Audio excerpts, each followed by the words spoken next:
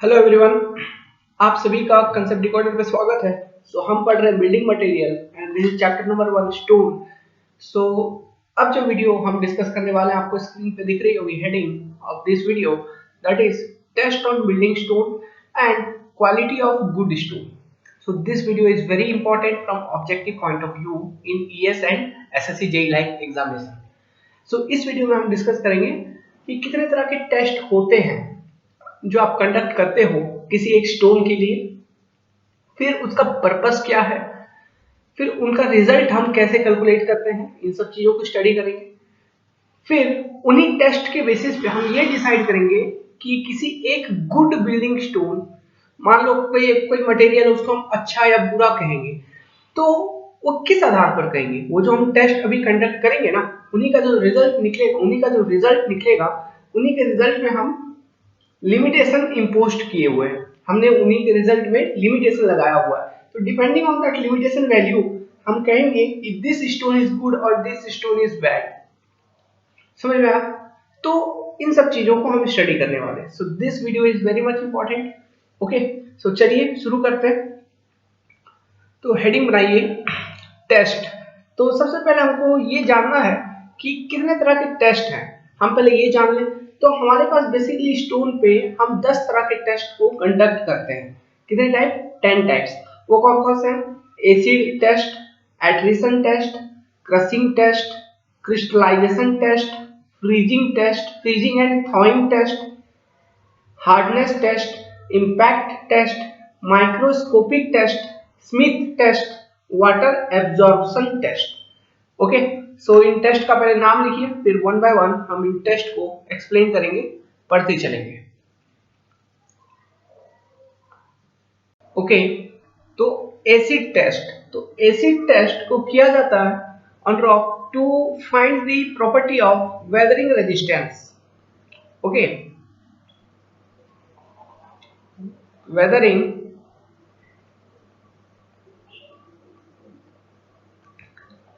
Resistance. तो weathering resistance निकालने का या फिर फाइंड आउट करने का मकसद क्या है? मींस इसका मकसद ये है कि आपका रॉक देखिए एटमॉस्फेयर के कांटेक्ट में है। तो एटमॉस्फेयर में, अर्थ का जो एटमॉस्फेयर है उसमें बहुत तरह के गैसेस प्रेजेंट हैं। अब वो जब वाटर के कांटेक्ट में आते हैं तो रिएक्शन होकर बहुत तरह के एसिड बनते हैं या फिर बहुत तरह के ऐसे केमिकल एजेंट बनते हैं जो कि रॉक को खराब कर सकता है ना, या फिर रॉक को डिसइंटीग्रेट कर सकता है। सो एसिड टेस्ट इसलिए किया जाता है ये पता लगाने के लिए क्या जो रॉक है वो जो एटमॉस्फेयर है क्या उसे वो रेजिस्ट कर पाएगा। मतलब रेजिस्ट करने का मतलब है वो एटमॉस्फेयर में जो केमिकल्स है उससे रिएक्ट करके वो डिसइंटीग्रेट ना करे, वो टूटे ना, वो ब्रेक ना हो। ठीक है, तो क्या इस चीज को वो रेजिस्ट कर पाएगा? ठीक है, एटमॉस्फेरिक एक्शन को। तो यही चीज फाइंड आउट करने के लिए हम क्या करते हैं, रॉक पर एसिड टेस्ट कंडक्ट करते हैं। ठीक है, अब ये कैसे किया जाता है? तो देखिए, हम एक सैंपल लेते हैं, रॉक का सैंपल। लेट्स सपोज आपने एक रॉक का सैंपल कंसीडर किया। अब इस रॉक सैंपल को हम एक एसिड में डुबो देते हैं। अब ये रॉक सैंपल बेसिकली 50 ऐसा सैंपल होता है जिसका वेट 50 टू 100 ग्राम्स होती है। ठीक है, एक सैंपल लिया, इसको हम एक एसिड में डुबो देते हैं। और वो एसिड कौन सा एसिड यूज करते हैं? HCl, hydrochloric acid. Hydrochloric acid, इसको हम हाइड्रोक्लोरिक एसिड में डुबो देते हैं। अब ये हाइड्रोक्लोरिक एसिड कुछ ऐसा है जैसे कि इसका स्ट्रेंथ जो है ना 1% है। स्ट्रेंथ 1% कहने का क्या मतलब है? 1% स्ट्रेंथ, यहाँ पे लिख लीजिए, समझाते हैं। 1% स्ट्रेंथ। स्ट्रेंथ 1% कहने का मतलब है कि मान लो कि कोई एक कंटेनर है, इसमें आपने 1% एसिड कंसीडर किया है। आपने एसिड कितना लिया है? 1% एसिड लिया है और बाकी उसमें आपने उसको डाइल्यूट कर दिया बाय वाटर। ठीक है, मींस 1% एसिड प्लस 99% डाइल्यूशन, तो इसे कहेंगे 1% स्ट्रेंथ। ठीक है, तो इस तरह का आपने एक HCl एसिड कंसीडर किया। अब इस एसिड में ये जो आपने स्टोन सैंपल कंसीडर किया इसको डुबो देंगे। और ये कितने दिनों तक इसको डुबो देंगे? लगभग 7 डेज के लिए। ओके 7 दिनों के लिए। तो 7 दिनों तक इसको डुबो के रखेंगे 7 डेज। और बीच बीच में क्या, बीच बीच में हम सैंपल को मतलब चेक भी करते रहेंगे और एसिड को थोड़ा स्टिर कर देंगे। Time to time we will stir, मतलब क्या कि मतलब अच्छे से मिक्सिंग कर देंगे एसिड का। ठीक है, टाइम टू टाइम कोई स्पून वगैरह लेके उसको एसिड को अच्छे से मिक्सिंग कर दिया। ओके, टाइम टू टाइम हमको स्टिर भी करना होगा।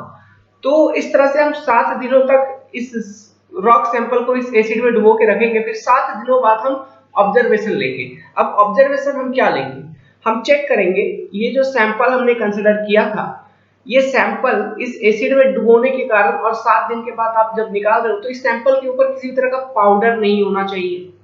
ठीक है, अब ये पाउडर या फिर डस्ट नहीं होना चाहिए। पाउडर या फिर डस्ट कहां से आएगा, एसिड के साथ रिएक्ट किया तो रॉक का सब्सटेंस रिएक्ट किया और डिसइंटीग्रेट हुआ, टूटा, तो वो पाउडर बन के रॉक के सरफेस के ऊपर आ जाएंगे।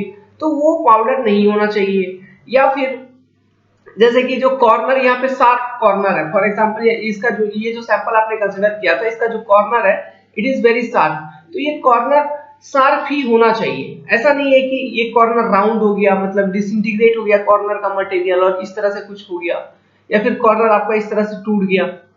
तो ये सब चीज नहीं होना चाहिए। अगर ये सब चीज हो रहा है तो उस स्टोन को हम कहेंगे it have poor weathering quality. It have poor weathering quality मतलब उसका वेदरिंग रेजिस्टेंस बहुत कम है। अगर ऐसा नहीं होता है तो इसका मतलब उस तरह का जो रॉक है उसका वेदरिंग रेजिस्टेंस काफी अच्छा है। ठीक है, तो वेदरिंग रेजिस्टेंस को फाइंड आउट करने के लिए हम एसिड टेस्ट करते हैं। ओके, नाउ बेसिकली ये जो टेस्ट है ये सैंड स्टोन के ऊपर किया जाता है। ये जो टेस्ट है सैंड स्टोन के ऊपर किया जाता है। इस टेस्ट को हम लाइम स्टोन के ऊपर बेसिकली नहीं करते हैं। लाइम स्टोन के ऊपर ये टेस्ट नहीं किया जाता है क्योंकि लाइम जो है HCl के साथ तुरंत रिएक्ट करेगा और वो रॉक तुरंत डिसइंटीग्रेट हो जाएगा। ठीक है, ज्यादा समय तक मतलब टिकेगा नहीं, वो ऑब्वियसली उसका डिसइंटीग्रेशन होना ही होना, वो टूटेगा ही टूटेगा। ठीक है, तो लाइम स्टोन वगैरह का जो वेदरिंग रेजिस्टेंस होता है ना ये काफी कम होती है। चूना पत्थर इसकी वेदरिंग रेजिस्टेंस ऑटोमेटिकली या फिर नेचुरली कम होती है। So acid test basically sandstone पे किया जाता है, इस चीज को ध्यान रखिएगा, लाइम स्टोन पे नहीं किया जाता है।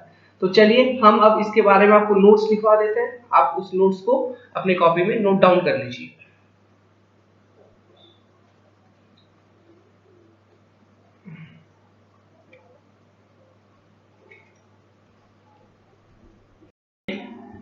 In this test, a sample of weight 50 to 100 gram is taken. It is immersed in hydrochloric acid of 1% strength and left for 7 days. During these 7 days of observation period, the acid is also stirred at suitable interval. After 7 days, rock sample is taken out of acid and observed. Next point, if we found powder on surface of rock or if edges of rock is broken, it indicates presence of calcium carbonate in stone and such stone has poor weathering resistance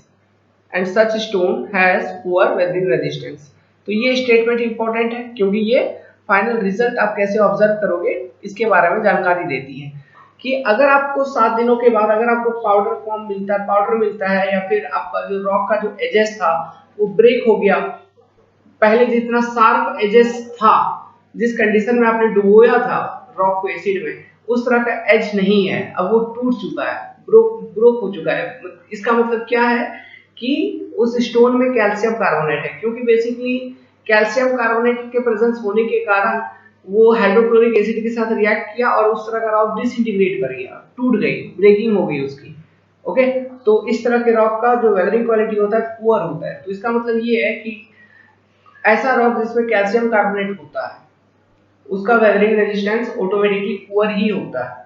ठीक है, so naturally एक note लिखिए कि ये जो test है acid test, हम इसको लाइम स्टोन वगैरह पे परफॉर्म नहीं करते हैं कभी भी। हम इसको जनरली किस तरह के स्टोन के लिए यूज करते हैं, सैंड स्टोन के लिए। ठीक है, So this is your concept, this is your theory of acid test. So acid test objective ये सब पूछ सकते हैं, लेकिन इंपॉर्टेंट ऑब्जेक्टिव क्या ध्यान रखना है, क्यों हम कंडक्ट करते हैं, to find out or analyze the weathering resistance of the rock. ठीक है, और इसमें किस तरह कौन सा एसिड यूज किया जाता है, हाइड्रोक्लोरिक एसिड, इस नाम को भी याद रखिएगा। ओके, तो अब जो सेकंड टेस्ट है, it is attrition test. So this is very important. Attrition test क्या है, इसको हम कंडक्ट करते हैं to find out percentage wear of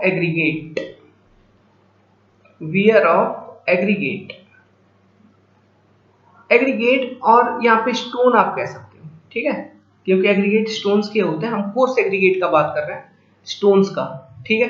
तो यहाँ पे वियर का मतलब क्या है, what do you mean by wear मतलब देखिए, वियर मतलब इंग्लिश में आप कहते हो कि कपड़ा पहनना, उसको भी हम कहते हैं वी वियर क्लोथ्स। तो ये यहाँ पे ये वियर नहीं है, दिस वियर मीन्स डैमेज। अभी देखिए, ये एट्रिसन टेस्ट बेसिकली कहाँ किसके लिए, स्टोन पे क्यों किया जाता है। देखिए, जब हम रोड बनाते हैं, okay, when we make road, तो रोड बनाते वक्त हमको स्टोन्स का यूज करना पड़ता है रोड में, ओके, हम रोड बनाते वक्त स्टोन का यूज करते हैं रोड पे। एक यहाँ पे कंसेप्ट बताऊंगा, उस कंसेप्ट को लर्न करिएगा। तो फिर ये रोड का सरफेस होगा, ऊपर टॉप सरफेस। अभी रोड के सरफेस के ऊपर व्हीकल का जो चक्का है, पहिया, उसका लोड आएगा, एक्ट करेगा, ठीक है। तो देखिए, बारंबार रोड के ऊपर से जब व्हीकल पास हो रही है, तो देखिए यहाँ पे दो तरह की चीजें हो रही हैं। क्या हो रही है, ये जो डिफरेंट स्टोन आपने प्लेस कर रखा है, ये डिफरेंट स्टोन दूसरे स्टोन के कांटेक्ट में आएगा, तो एक दूसरे के अगेंस्ट फोर्स लगाएगा, बल लगाएगा, तो हो सकता है वो ब्रेक हो जाए, डैमेज हो जाए स्टोन। समझ में आ रहा है? तो इसे हम कहते हैं एट्रिसन। इसे क्या कहा जाता है, एट्रिसन। तो दो तरह के टर्म है, एक टर्म आपने सुना होगा एट्रिसन, एंड दूसरा टर्म सुना होगा एब्रेशन। ओके, तो इन दोनों में डिफरेंस है, दोनों एक ही नहीं है, दोनों में डिफरेंस है, हाँ, लेकिन दोनों के कारण डैमेज होता है। अब वो डिफरेंस क्या है, एट्रिसन क्या है कि फॉर एग्जांपल यहाँ पे अगर एग्रीगेट मिलके डैमेज हो रहा है, ठीक है, मतलब एग्रीगेट किसी दूसरे एग्रीगेट से के कारण, दूसरे एग्रीगेट से रब होने के कारण उसमें अगर डैमेज आ रही है, ठीक है, तो उसे हम कहेंगे एट्रिसन। लेकिन एब्रेशन क्या है, एग्रीगेट किसी दूसरे सरफेस से रब होके, ओके, किसी दूसरे सरफेस के कांटेक्ट में आके, एग्रीगेट नहीं, वो कोई दूसरा सरफेस हो सकता है, जैसे कि व्हीकल का मतलब रबड़, तो रबड़ सरफेस और एग्रीगेट के बीच में अगर कांटेक्ट आने के कारण अगर एग्रीगेट में डैमेज आ रही है, तो उसको हम कहेंगे एब्रेशन, ठीक है। So rubbing between same type of surface और डैमेज अगर होती है, तो उसको हम कहेंगे एट्रिसन, ठीक है। And rubbing between different type of surface और डैमेज होती है, तो उसको हम कहेंगे एब्रेशन। तो इस बात को याद रखिएगा, एट्रिसन और एब्रेशन के बीच में डिफरेंस क्या है। तो यहाँ पे एट्रिसन टेस्ट कर रहे हैं हम। एट्रिसन टेस्ट कर रहे हैं कहने का मतलब है केवल एग्रीगेट लोड के कारण एग्रीगेट एक दूसरे के करीब आएंगे, फिर हो सकता है एक दूसरे पर फोर्स लगाएं, उस कारण से कुछ ना कुछ डैमेज हो सकता है एग्रीगेट में, और डैमेज हो सकता है मतलब एग्रीगेट टूट सकता है, ठीक है। तो हमको वो चीज फाइंड आउट करनी है कि कितना परसेंट डैमेज हुआ, ओके, कितना परसेंट डैमेज हुआ। तो एट्रिसन टेस्ट का जो रिजल्ट है वो क्या है, हम कैलकुलेट करते हैं percentage wear, okay, percentage wear. तो ये जो टेस्ट है ये किसके लिए कंडक्ट किया जाता है, so this test is generally conducted for the stones which are used in road construction work. तो एक पॉइंट लिखिए, this test is generally conducted for stone used in road construction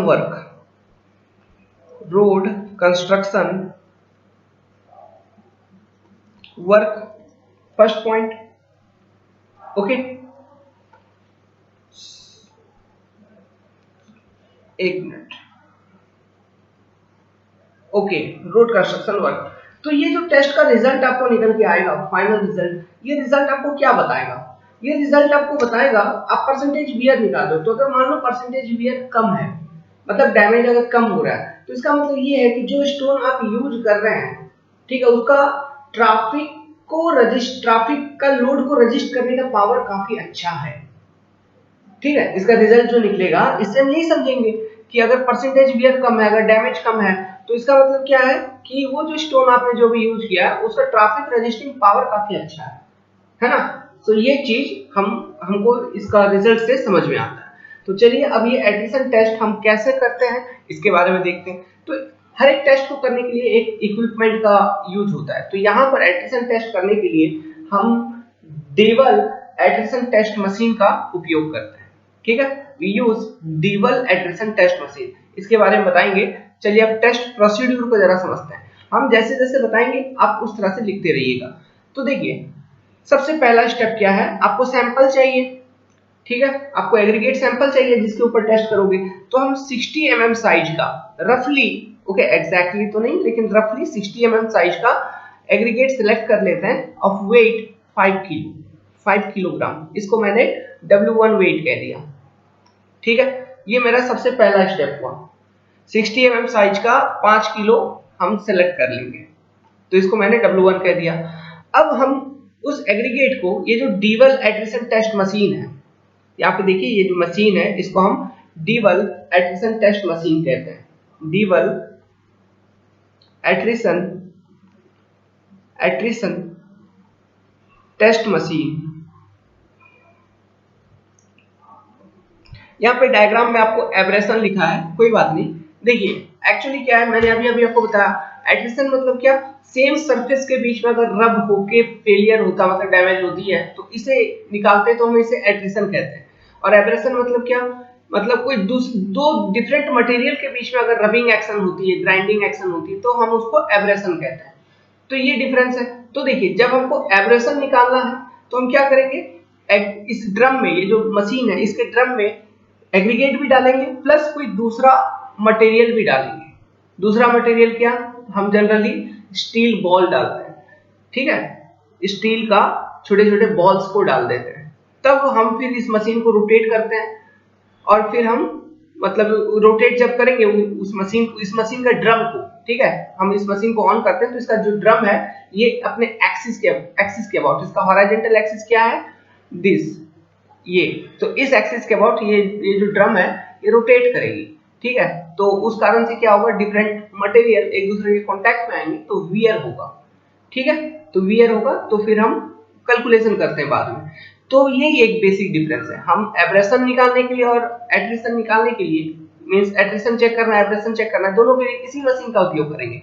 लेकिन अगर एब्रेशन देखना है तो एग्रीगेट के साथ कोई दूसरा मटेरियल भी डालेंगे।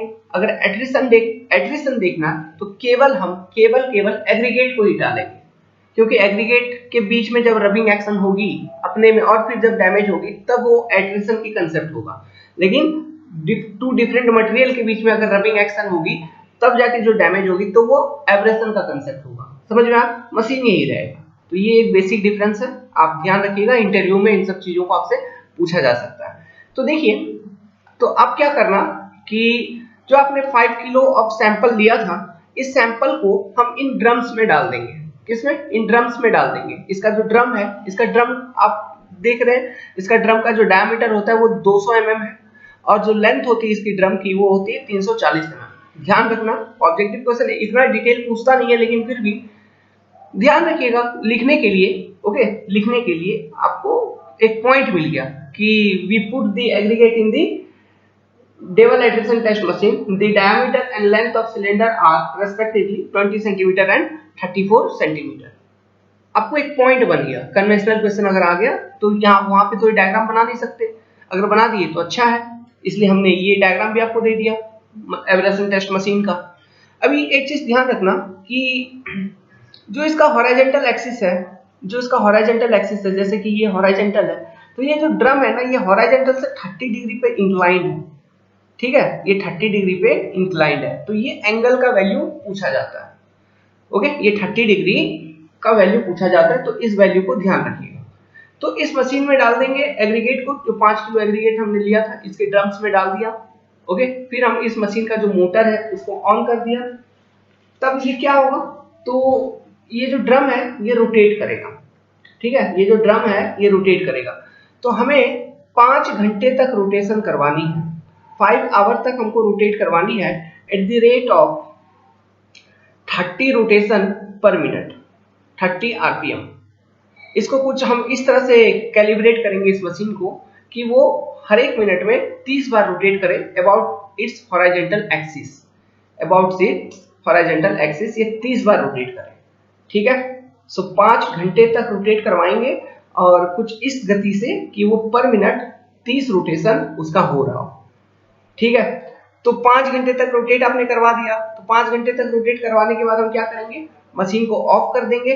फिर इसके अंदर जितने भी सैंपल आपने डाले थे हर एक पूरे दोनों ड्रम में, ओके, हो सकता है ड्रम 1 में कुछ डाला, ड्रम 2 में कुछ डाला, तो दोनों ड्रम में जितने भी सैंपल हमने डाला था उसको एक पर्टिकुलर कंटेनर में कलेक्ट कर लेंगे। अब उस कंटेनर में कलेक्ट करने के बाद हम क्या करेंगे, नेक्स्ट स्टेप जो होगा, एक 1.5 mm का सीव लेंगे। ओके, ऐसा सीव लेंगे जिसका ओपनिंग है 1.5 mm। ओके, तो सीव मतलब जाली। ठीक है, जैसे यहाँ पे आपको डायग्राम दिख रहा है ये होता है जाली। तो इस 1.5 mm सीव लिया हमने।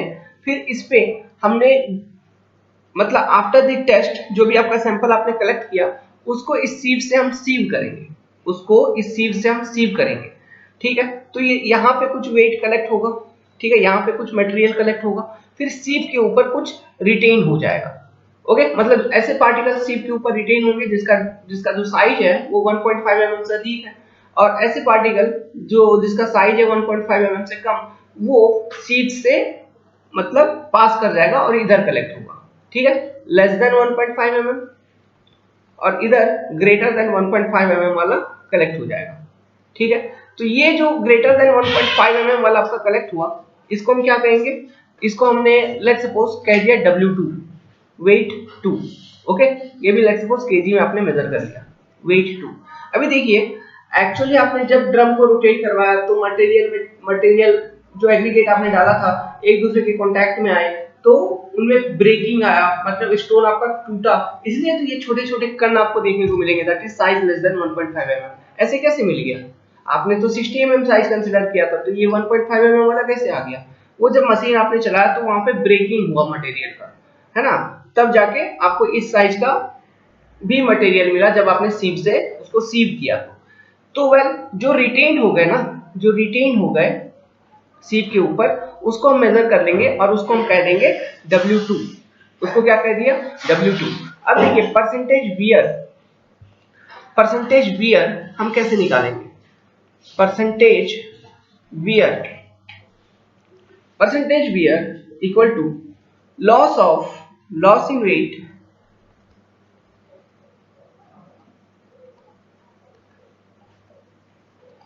अपॉन इनिशियल वेट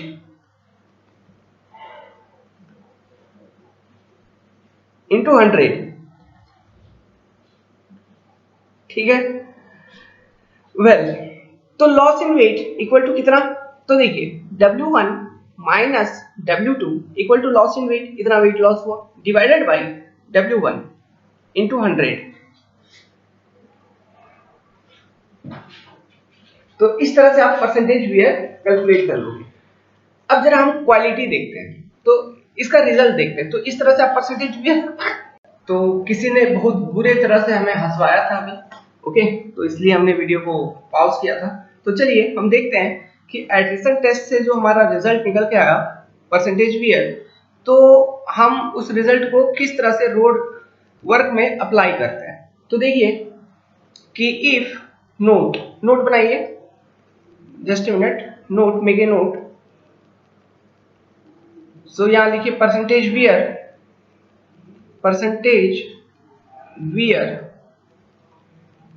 ठीक है, और इधर लिखिए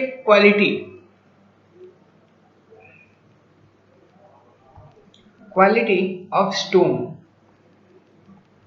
सो अगर percentage wear is greater than 3%, so the stone is not satisfactory, not satisfactory, not satisfactory किस पर्पज से? For using it as aggregate in road, ठीक है। If approximately equal to 3% then tolerable,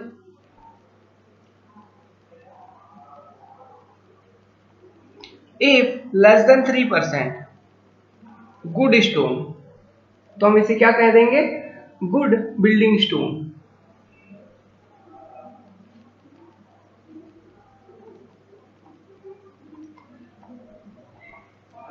तो आपको बेसिकली क्या याद रखना है? आपको बेसिकली यहां पे याद रखनी है 3% डिमार्केशन, ठीक है। 3% का ये लिमिट याद रखनी है। 3% से ज्यादा, 3% के बराबर, 3% से कम। 3% के बराबर टॉलरेबल, 3% से कम आपका गुड बिल्डिंग स्टोन, एंड ज्यादा तो not satisfactory. Okay, so this is your attrition test and this is your means calculation of percentage wear. अब हम नेक्स्ट इंपॉर्टेंट टेस्ट पर बढ़ेंगे और वो टेस्ट क्या होगा?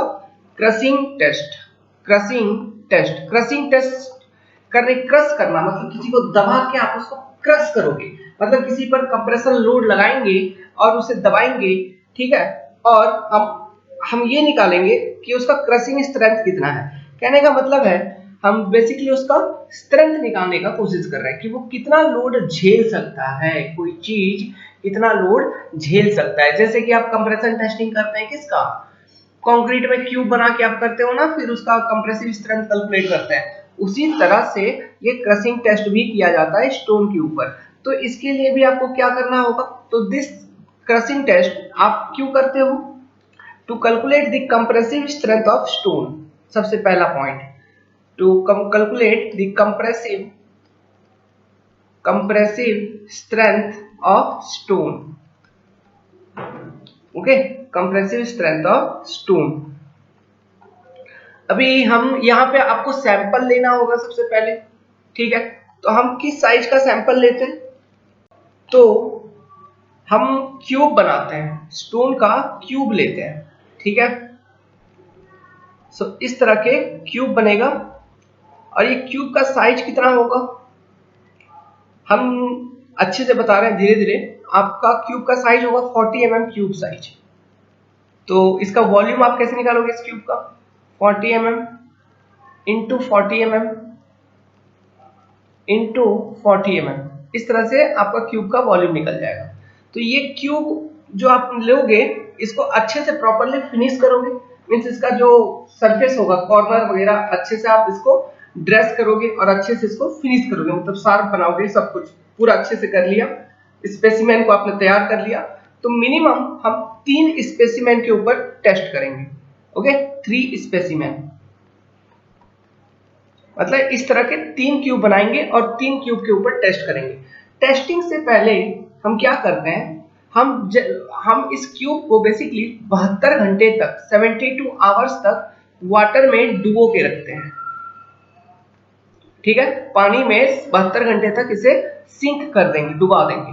फिर 72 घंटे बाद इस स्टोन को निकालेंगे, फिर इस पे टेस्टिंग करेंगे, ठीक है। ये 72 घंटे तक क्यों डुबाते हैं? ताकि आपका स्टोन जो है वो सैचुरेटेड हो जाए। हम बेसिकली कंप्रेसिव स्ट्रेंथ हम सैचुरेटेड कंडीशन में निकालते हैं, मतलब स्टोन को हम बेसिकली सॉफ्ट कंडीशन में, हम ये मान के चलते हैं कि स्टोन आपका सॉफ्ट हो गया पानी में डूबने के कारण, और उस कंडीशन में स्टोन जब वीक होगी, ठीक है, तो आपका कंप्रेसिव स्ट्रेंथ कितना है। क्योंकि देखिए आप स्टोन मैसनरी अगर स्ट्रक्चर आप बनाओगे, प्रैक्टिकल थिंकिंग है, तो वो बाहर एटमॉस्फेयर में एक्सपोजर में होगा। तो बाहर एटमॉस्फेयर को जब एक्सपोज्ड है आपका स्टोन वर्क, तो वहां पे एटमॉस्फेयर में डिफरेंट कॉन्टैक्ट्स में आ रही है, रेन के कॉन्टैक्ट में भी आएगी, तो उस कंडीशन में आपका जो स्टोन मैसनरी वो सैचुरेटेड हो जाएगा, स्टोन हो सकता है आपका सॉफ्ट हो जाए। तो हम उस एक्सट्रीम कंडीशन के करस्पॉन्डिंग आपका मिनिमम कंप्रेसिव स्ट्रेंथ उस स्टोन का कितना निकलेगा, हमको ये फाइंड आउट करनी है। इसलिए हम इसको 72 घंटे तक वाटर में डुबो के रखते हैं and we find out the compressive strength और crushing strength of stone for saturated condition, saturated condition, ठीक है। हम उसको सैचुरेट करेंगे। पॉइंट समझ में आई आपको? तो दिस इज द पॉइंट। तो 72 घंटे के बाद आप जब स्पेसिमेन को निकालोगे, अब फिर आप टेस्टिंग कैसे करोगे? तो हम इसको टेस्ट करते हैं अंडर यूनिवर्सल टेस्टिंग मशीन। जो आप कंक्रीट के लिए जो क्यूब टेस्ट करते हैं, तो वहां पे देखते हैं जो टेस्टिंग मशीन है, वही टेस्टिंग मशीन में इसे भी टेस्ट करते हैं। यूनिवर्सल टेस्टिंग मशीन कहा जाता है उसे। तो यहाँ पे आप एक फोटो देखिए, it is universal testing machine. तो यहाँ पे आप देख सकते हो स्टोन का जो स्पेसिमेन है, इसे यहाँ पे रखा गया है। ठीक है, दिस इज स्पेसिमेन। अभी एक बात और सुनिए, फॉर एग्जाम्पल ये आपका स्पेसिमेन बना दिया आपने, तो स्पेसिमेन के ऊपर डायरेक्टली यूनिवर्सल टेस्टिंग मशीन का जो सरफेस है उसको हम डायरेक्ट कांटेक्ट में नहीं लाएंगे। हम क्या करेंगे, जिस जिस सरफेस पे आप लोड लगाओगे, फॉर एग्जांपल इस सरफेस पे हमको लोड लगाना है, ठीक है, इस सरफेस हमको लोड लगानी है, तो हम क्या करेंगे, इसे इस सरफेस पे हम एक प्लेटफॉर्म प्लेस करेंगे जिसको लोड बियरिंग प्लेटफॉर्म हम कहेंगे। ओके, एक बियरिंग सरफेस हम प्लेस करेंगे, बियरिंग सरफेस। अभी ये बियरिंग सरफेस क्या हो सकता है, या फिर प्लास्टर ऑफ पेरिस को हम यूज करके ये बियरिंग सरफेस बनाएंगे। प्लास्टर ऑफ पेरिस का एक परत हम यहाँ पे प्रोवाइड कर सकते हैं, प्लास्टर ऑफ पेरिस, या फिर आप 5 mm thick, 5 mm thick plywood आप यूज कर सकते हो, प्लाईवुड, तो एज बियरिंग सरफेस। तो हम बियरिंग सरफेस अब इसके ऊपर लोड लगाएंगे, इसके ऊपर लोड लगाएंगे। ठीक है, अब ये लोड हम किस तरह से लगाएंगे, लोड लगाने का एक रेट है, लोड लगाने का एक रेट है। लोड लगाने का रेट कितना है, इट इज 140 kg। हम लोड कुछ इस तरह से लगाएंगे कि लोड आपका इस तरह से लग रहा हो कि वो 140 kg का लोड लग रहा हो per centimetre square of bearing area, per centimetre square of bearing area, मतलब इसका सरफेस एरिया जो है, ठीक है, इसके पर सेंटीमीटर स्क्वायर पर minute. This is the loading rate. ये क्या है, लोडिंग रेट। तो अब हम कुछ इस रेट से लोडिंग लगाएंगे। तो इस रेट से आप लोड लगाते चल रहे, लगाते चल रहे, लगाते चल रहे, लगाते चल रहे, लगाते चल रहे, एक समय आएगा जब वो उसका लोडिंग कैपेसिटी, मतलब स्टोन जो है, ये जो स्टोन है आपने जो जिस पर टेस्टिंग कर रहे हैं, इसका जो लोड लेने का क्षमता है वो एक्सीड हो जाएगा। अब वो लोड नहीं ले पाएगा, तो क्या होगा, वो फेल हो जाएगा, वो टूट जाएगा, आपको दिखेगा कि इट हैज बीन ब्रोकन। ठीक है, तो अब क्रशिंग स्ट्रेंथ ऑफ स्टोन कैसे आप निकालोगे, तो it is the maximum load, it is the maximum load corresponding to which the specimen fail. ठीक है, जब आपका स्पेसिमेन फेल हुआ उस वक्त आपका लोड कितना अप्लाइड था, वो लोड कैलकुलेट कर लेंगे, तो that is the crushing strength of your stone. समझ में आया कुछ? ओके, तो अब गुड, तो क्रशिंग स्ट्रेंथ वैल्यू हमको पता चल गया। तो हम कब क्रशिंग स्ट्रेंथ का वैल्यू को देख के हम कब किसी स्टोन को गुड स्टोन या बैड स्टोन कहेंगे, तो जनरली जो गुड बिल्डिंग स्टोन होती है, good building stone, good building stone, इसकी जो क्रशिंग स्ट्रेंथ की वैल्यू होती है, it should not be less than, should not be less than, should not be less than 1000 kg पर सेंटीमीटर स्क्वायर, 1000 kg पर centimetre square. ठीक है, good building stone का क्रशिंग स्ट्रेंथ 1000 kg पर centimetre square से कम नहीं होता, इससे अधिक ही होता है। अब ये सेंटीमीटर स्क्वायर हम किस चीज का एरिया कैलकुलेट कर रहे हैं, द बियरिंग एरिया। ठीक है, लोड बियरिंग एरिया, इसका area. Okay, load bearing surface का एरिया हम देख रहे हैं। ओके, सो लिख लीजिए इसका test procedure. This is your crushing strength test. तो इसका टेस्ट प्रोसीड्यूर आप लिखोगे तो कैसे लिखोगे, लिखिए crushing test to find compressive strength of stone, instrument universal testing machine, sample size इतना का क्यूब। Okay, so specimen should be placed in water for 72 hour before testing, क्योंकि सैचुरेट करना है आपको, सैचुरेटेड कंडीशन में टेस्ट करना है। लॉजिक हमने बता दिया है। ये सब तो बेसिक नोट्स है, आपको एग्जाम में अगर आ गया तो आप कंसेप्ट जानो, उसको अपने वर्ड में लिखो, जैसे भी लिख पाओ अपने वर्ड में लिखिए। ठीक है, फिर लोड बियरिंग सरफेस जो है, it is covered with plaster of Paris या फिर 5 mm थिक प्लाईवुड आप यूज कर सकते हो। These are the internet resources तो यहाँ पे उतना डेटा नहीं है, तो आप कुछ डेटा ऐड कर सकते हैं। रेट ऑफ लोडिंग इतना, जो हमने आपको बताया है सेम चीज आप इस फॉर्म में कन्वर्ट कर लीजिए तो आपको इतने वैल्यू आएंगे। इस यूनिट में कन्वर्ट कर लो, मतलब केजी पर सेंटीमीटर स्क्वायर पर मिनट को आप इस यूनिट में कन्वर्ट कर लीजिए, उतना ही आएगा। Now crushing strength equal to क्या, maximum load divided upon area of bearing face. Maximum load divided by area of bearing face, this is your crushing strength. ठीक है, और गुड स्टोन कब होगा, जब उसका क्रशिंग स्ट्रेंथ की वैल्यू इज ग्रेटर देन और इक्वल टू 1000 kg पर सेंटीमीटर स्क्वायर। ठीक है, तो अगर इस रेंज में क्रशिंग स्ट्रेंथ आ रही किसी स्टोन की तो उसको हम कहेंगे good stone, good building stone. Okay, तो अभी तो किस तरह का स्टोन का, ओके, सबसे ज्यादा कौन से स्टोन का क्रशिंग स्ट्रेंथ होता है, ये चीज, ये वैल्यू भी आपको जानना चाहिए। तो मैं आपको एक चीज बताता हूं, इग्नियस रॉक जो होती है, ठीक है, इग्नियस रॉक,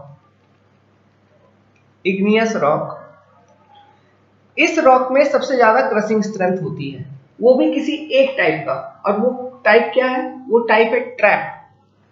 इग्नियस रॉक में जो ट्रैप टाइप का रॉक होता है उसका क्रशिंग स्ट्रेंथ की जो रेंज होती है, इट इज 3300 टू 3800 kg पर सेंटीमीटर स्क्वायर। ठीक है, इसके बाद इग्नियस रॉक में जो क्रशिंग स्ट्रेंथ जिसकी अधिक होती है, इट इज बेसाल्ट। ये सब अधिक मतलब एडिशनल नॉलेज है, आपको अगर कभी ऑब्जेक्टिव में आ जाए तो याद रखिएगा कि सबसे ज्यादा ट्रैप का होता है क्रशिंग स्ट्रेंथ। फिर बेसाल्ट का, वो भी इग्नियस ही है, बेसाल्ट का होता है in range of 1500 to 1900 kg पर सेंटीमीटर स्क्वायर। ठीक है, ये दोनों। इसके बाद तो ये दोनों बहुत टॉप में रहे इग्नियस के। इसके बाद जो आपका मींस क्रशिंग स्ट्रेंथ, मतलब लगभग सारे स्टोन जो बच रहे हैं, आपका क्या बच रहे हैं, डियोराइट, ग्रेनाइट, साइनाइट, मतलब ठीक है, ग्रेनाइट वगैरह आप देख लो, ग्रेनाइट जो आपका बच रहा है इग्नियस रॉक में, इसका जो क्रशिंग स्ट्रेंथ का रेंज होगा ये 800 से लेके 800 टू 1300। ठीक है, और बाकी जितने भी इग्नियस रॉक है हर एक का क्रशिंग स्ट्रेंथ का वैल्यू, जो ग्रेनाइट का क्रशिंग स्ट्रेंथ का वैल्यू है इसी रेंज में रहता है। ओके, इग्नियस रॉक में केवल इन्हीं दोनों का अधिक रहता है। और किसी भी तरह के रॉक में, चाहे वो इग्नियस रॉक हो, मेटामॉर्फिक रॉक हो या सेडिमेंट्री रॉक, किसी भी तरह के रॉक में इग्नियस रॉक की एक क्वालिटी की क्रशिंग स्ट्रेंथ सबसे अधिक होती है, जो कि है उसका नाम है ट्रैप। ये चीज ध्यान रखिएगा।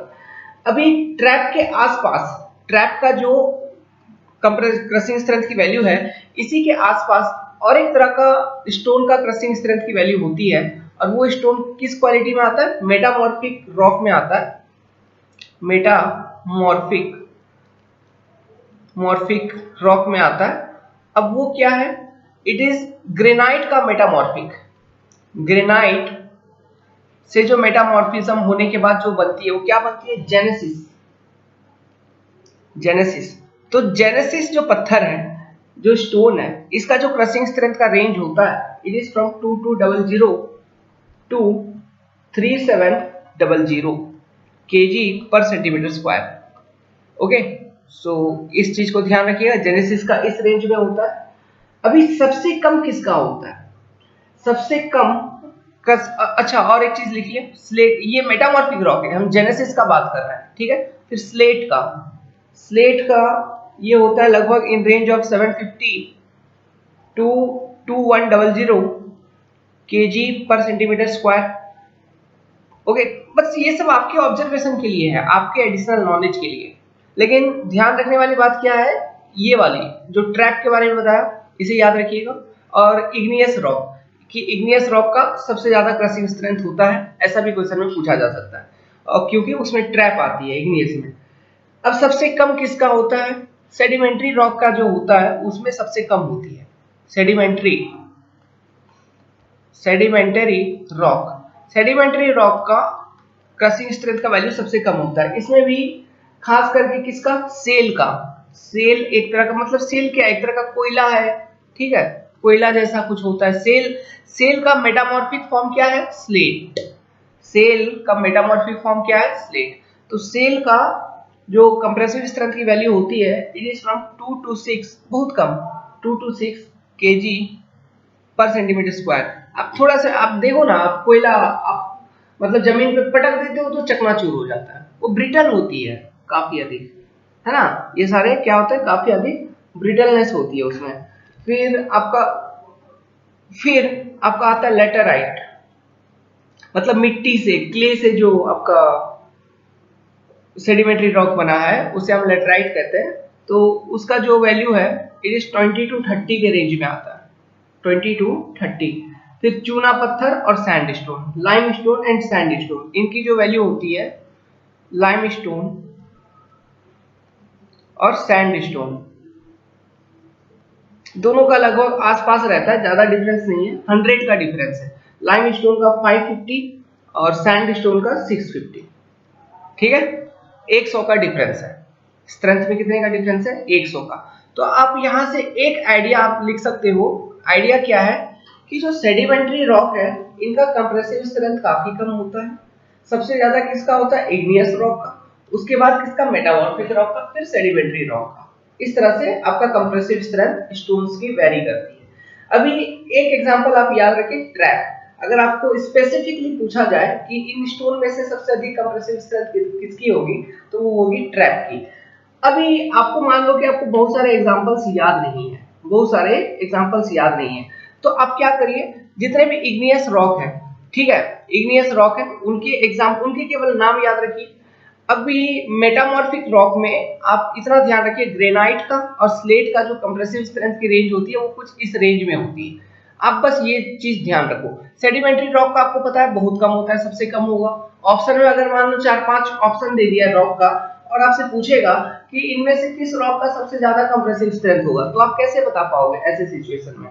तो ऐसे सिचुएशन में बताने के लिए आप मेटामॉर्फिक रॉक जो है उसमें से ग्रेनाइट और स्लेट का वैल्यू याद रखिए। इन्हीं ऑप्शंस में से अगर पूछेगा तो इन्हीं एग्जांपल्स में से पूछेगा, क्योंकि ग्रेनाइट का यूज ज्यादा होता है डोमेस्टिक में, घर को बनाने के लिए, किचन वगैरह को बनाने के लिए, ठीक है, वो जेनेसिस ही होती है। ओके, वो जो आपको प्लेटफॉर्म पे, आपके किचन पे प्लेटफॉर्म पे दिखती है, ठीक है, वहां पे आप इन स्टोन्स का प्रयोग करते हैं। स्लेट का काफी यूज होता है, ठीक है। तो आप मतलब जेनेसिस और स्लेट का वैल्यू को ध्यान में रखना, जेनेसिस और स्लेट का वैल्यू ध्यान में रखना। अभी उसके बाद इग्नियस रॉक का आप ट्रैप, बेसाल्ट और ग्रेनाइट का ध्यान में रखना, ठीक है, trap, basalt and granite. Means compare कर लीजिएगा कि इग्नियस रॉक का ज्यादा होगा। चलिए ये आपके ऊपर रहा, आप इसको अब अटेम्प्ट करिएगा, हो सकता है तो याद कर लीजिए, ध्यान में रखिए रेंज को। मैंने समझाने का काम था, मैंने समझा दिया आपको। So with this we have completed the crushing test. Now we will learn another test which is crystallization test. Crystallization test क्या है, ये एक तरह का मीन्स रॉक का ड्यूरेबिलिटी को फाइंड आउट करने के लिए हम क्रिस्टलाइजेशन टेस्ट करते हैं, ठीक है। सो नेक्स्ट टेस्ट का हेडिंग बनाइए, टेस्ट नंबर 4, क्रिस्टलाइजेशन टेस्ट। तो ये टेस्ट क्यों किया जाता है पहले ये जानिए। तो ये टेस्ट किया जाता है to find out the durability of stone, कि कितना लास्टिंग करता है स्टोन, कोई भी है वो कितना लास्ट कर सकता है, कितना ज्यादा टिकेगा, durability, okay, of stone and weathering resistance, ठीक है। एंड वेदरिंग का मतलब तो समझ में आता है ना, कि एटमॉस्फेयर में कोई चीज, एटमॉस्फेयर के कांटेक्ट में आने के कारण, एटमॉस्फेयर में बहुत सारे केमिकल्स हैं, बहुत सारे गैसेस प्रेजेंट है, वो किसी तरह से अटैक अगर करे आपके स्टोन के ऊपर और उस कारण से स्टोन अगर आपका डैमेज होता है तो उसको कहा जाता है वेदरिंग। तो वेदरिंग को कौन सा स्टोन कितना रजिस्ट कर पाता है, जो स्टोन अच्छे से रजिस्ट कर पाएगा तो वो स्टोन अच्छा होगा, तो आप उसको कंस्ट्रक्शन में यूज कर सकते हो, ठीक है। तो आप इतना जान लो कि जो चूना पत्थर होता है, मतलब कैल्शियम कार्बोनेट रिलेटेड स्टोन, उनकी जो वेदरिंग क्वालिटी होती है इट इज वेरी पुअर। इसीलिए आप कभी देखे हो कि केवल चूने का आप घर बना रहे हो, केवल नहीं, ऐसा नहीं होता है। हाँ, मार्बल को यूज करके ताजमहल में बनाया गया है, लेकिन आप देखिए मार्बल पे कितना आजकल ताजमहल पे कितना रिसर्च चल रही है, ठीक है, उसमें एसिड अटैक की रिसर्च चल रही है, काफी डैमेज हो रही है उसमें, ठीक है। तो वो वेदरिंग रेजिस्टेंस के इसलिए वेदरिंग रेजिस्टेंस उसका कम होगा, इसलिए वो एसिड के कांटेक्ट में आने के कारण उसमें कुछ खराबी आ जाती है। खराबी किस तरह का, वो उसका कलर चेंज होने लगेगा, उसमें ब्रिटलनेस थोड़ी आने लगेगी, कलर चेंज होने लगेगा, ये सारे प्रॉब्लम्स आने शुरू हो जाते हैं, डैमेज आने शुरू हो जाएंगे, पाउडर आपको सरफेस पे चूरन दिखना शुरू हो जाएगा, मतलब स्टोन के पाउडर्स, समझ रहे आप ये सारे। तो weathering resistance, durability and weathering resistance को फाइंड आउट करने के लिए हम क्रिस्टलाइजेशन टेस्ट करते हैं। तो इस टेस्ट को कैसे किया जाता है ये इंपॉर्टेंट है, सुनिए।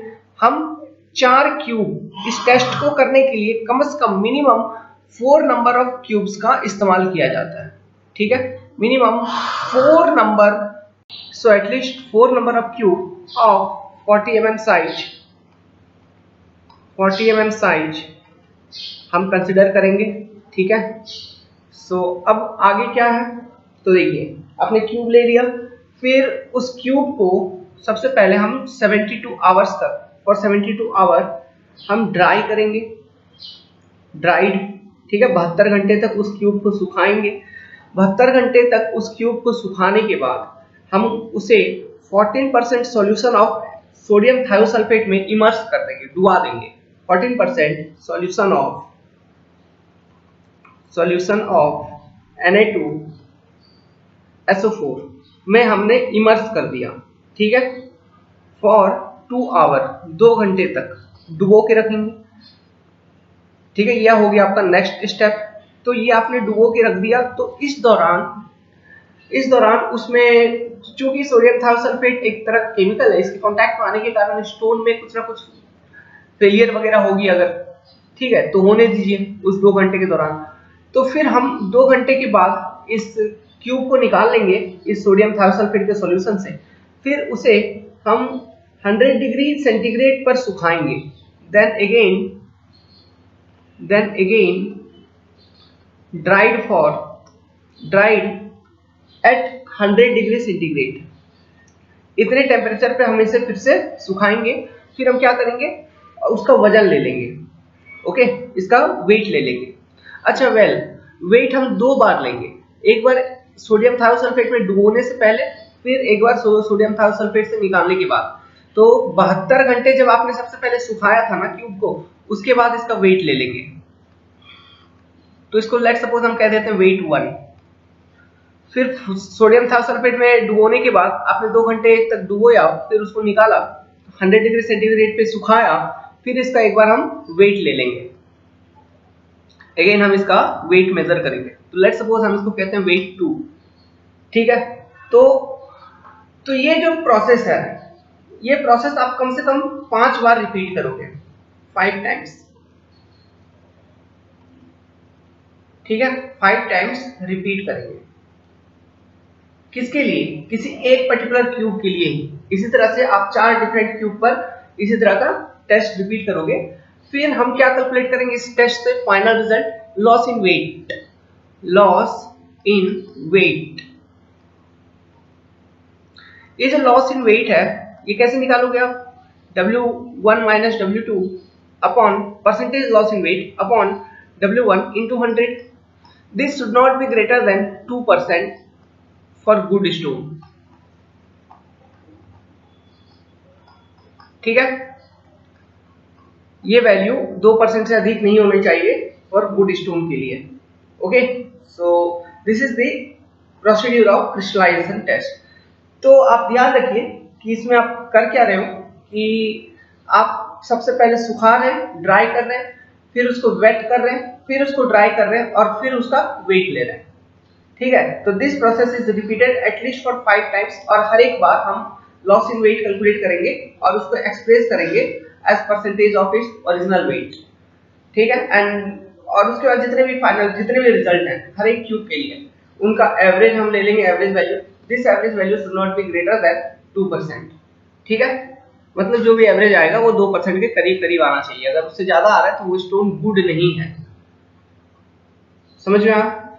सो this is your crystallisation test. अब नेक्स्ट टेस्ट की ओर बढ़ते हैं, freezing and thawing test, okay, freezing and thawing test. तो सबसे पहले ये देखिए फ्रीजिंग एंड थॉइंग, यहाँ पे तो हम ये तो स्टोन पे कर रहे हैं, ये टेस्ट डिफरेंट मटेरियल पे भी किया जाता है, जैसे कि कंक्रीट पे भी किया जाता है। बहुत सारे ऐसे ठोस मटेरियल मतलब सॉलिड मटेरियल जो होता है ना, उस पर इस चीज का एक्शन मतलब के कारण टेस्ट किया जाता है। व्हाट इज फ्रीजिंग एंड थॉइंग, पहले इसे समझते हैं। फ्रीज मतलब जम जाना, ठीक है, आइस बन जाना, मतलब वाटर फ्रीज हो गया तो आइस बन जाता है। थॉइंग मतलब वो जो आइस बन गया वो पिघल जाएगा फिर से, समझ रहे आप? तो इसको कहेंगे फ्रीजिंग एंड थॉइंग टेस्ट। तो इस कारण से क्या होता है, मतलब मान लो कि जैसे कि यहाँ पे एक रॉक आपको दिख रहा है, इधर आपको क्या दिख रहा है, यहाँ पे एक फोटो में एक रॉक यहाँ पे दिख रहा है। तो इस रॉक में एक पहले से एक दरार है, ठीक है, पहले से एक दरार है। अभी इस दरार में मान लो वाटर भर गया और वाटर आपका ठंडा हो गया, जम गया, तो आइस बन जाएगा। तो वो आइस क्या करेगा, वो एक्सपैंड होगा। तो आइस जब एक्सपैंड होगा तो वो रॉक के सरफेस पे स्ट्रेसेस लगाएंगे, ठीक है। तो उस कारण से जो क्रैक है ना वो और ज्यादा फैलते चलेगा, ठीक है। क्रैक आपका वाइडन होते चलेगा, क्रैक का विड्थ जो है वो बढ़ते रहेगा। तो क्रैक आपका वाइडन होगा, एक समय आ सकता है कि वो जो रॉक है वो दो हिस्सों में बढ़ जाए, वो टूट जाए, समझ रहे हो? तो ये चीज नहीं होना चाहिए, क्योंकि ये अगर हो रहा है तो ये एक तरह का फेलियर है कि नहीं, डैमेज है कि नहीं। तो freezing and thawing test basically किस चीज से जुड़ा है, to find out the weathering resistance, weathering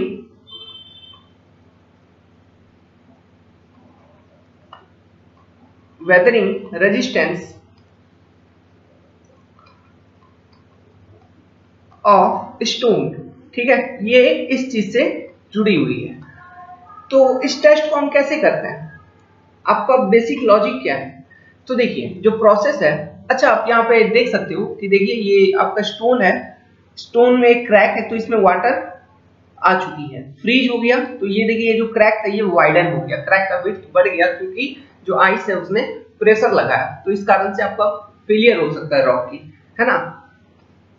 चलिए इसका प्रोसेस को समझते हैं, इस टेस्ट को कैसे किया जाता है। इस टेस्ट को किया जाता है ऐसे कि जो भी स्टोन है, ओके, उसको हम 24 आवर्स तक सबसे पहले वाटर में इमर्स कर देंगे, डुबा देंगे,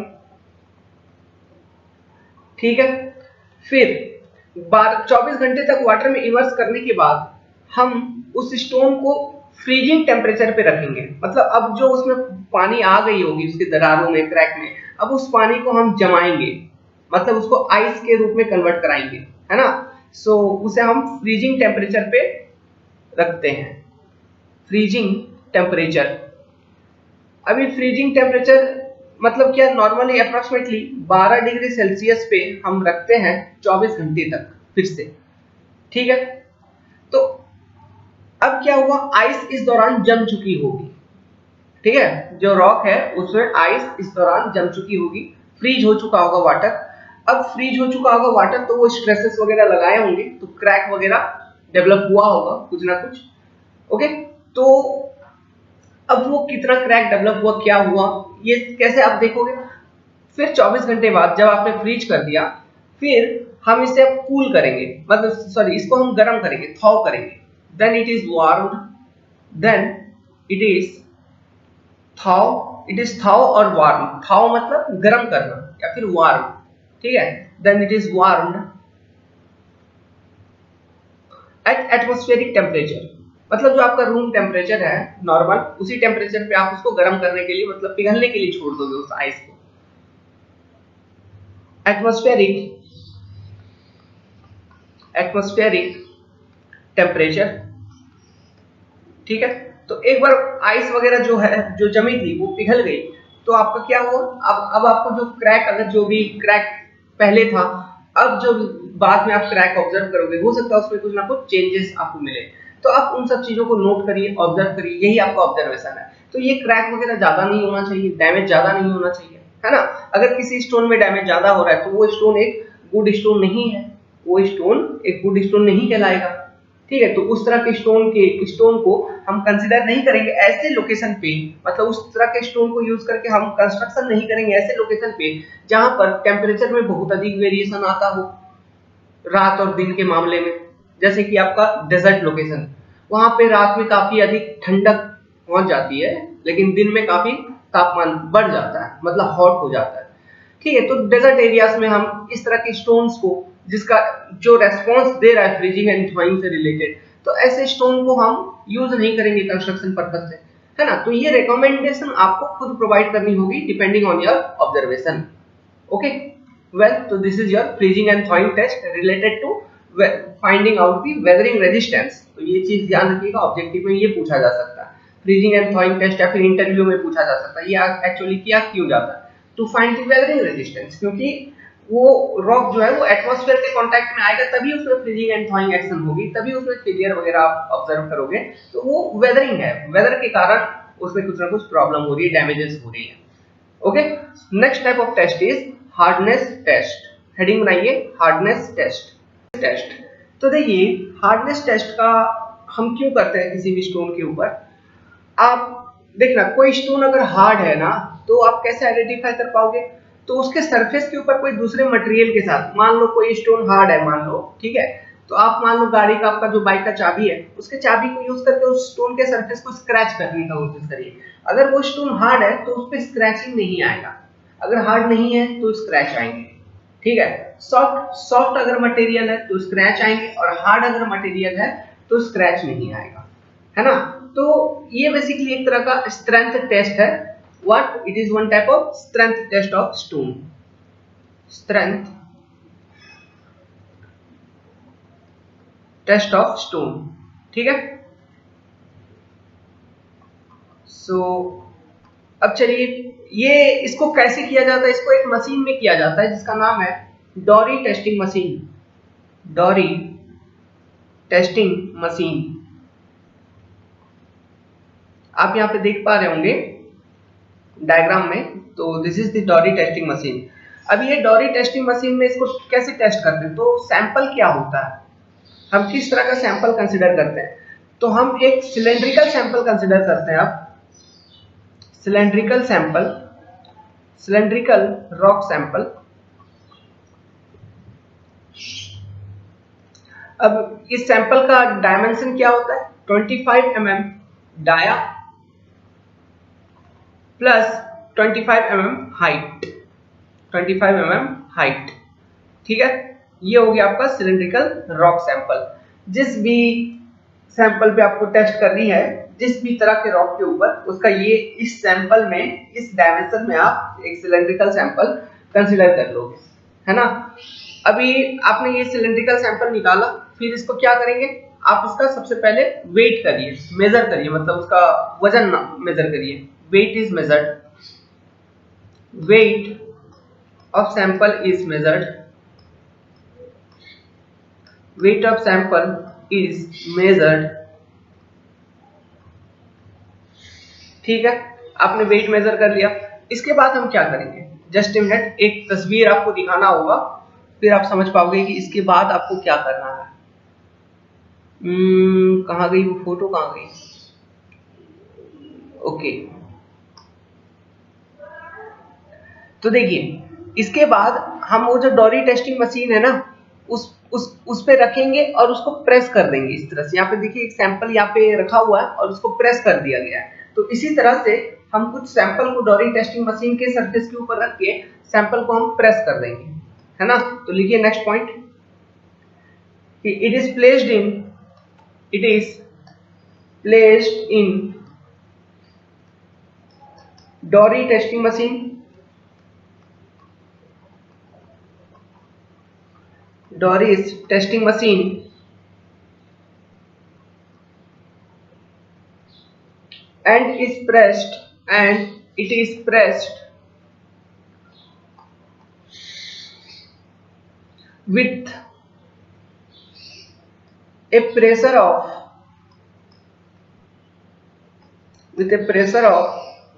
1250 ग्राम, 1250 ग्राम का लोड लगाएंगे और उसको दबा देंगे, प्रेस कर देंगे उस सैंपल को, ठीक है। अब इसके बाद देखिए, प्रेस कर दिया, इसके बाद ये जो डिस्क आप देख रहे हो इस मशीन का, ये यहाँ पे एक डिस्क है, इसके सरफेस के ऊपर देखिए, इस डिस्क को हम चला देंगे, मतलब इस मशीन को ऑन कर देंगे तो ये डिस्क चलना शुरू हो जाएगा, ये डिस्क रोटेट होना शुरू हो जाएगा। तो फॉर हार्डनेस टेस्ट हम इस डिस्क को कुछ ऐसा रोटेट करेंगे कि वो मतलब 1 मिनट में 28 बार रोटेट हो, 1 मिनट में 28 बार रोटेट हो। हम कुछ डिस्क को इस तरह से रोटेट करेंगे। फर्दर जब डिस्क रोटेट हो रही है, आपको हार्डनेस निकालनी है ना, तो हार्डनेस निकालना है तो कोई दूसरा मटेरियल, हार्डनेस का मैंने क्या बोला कि आप स्क्रैच करोगे, तो यहाँ पे स्टोन आपने रखा हुआ है, तो इसके ये जो डिस्क है इसके सरफेस के ऊपर हम कोई दूसरा मटेरियल भी अप्लाई करेंगे।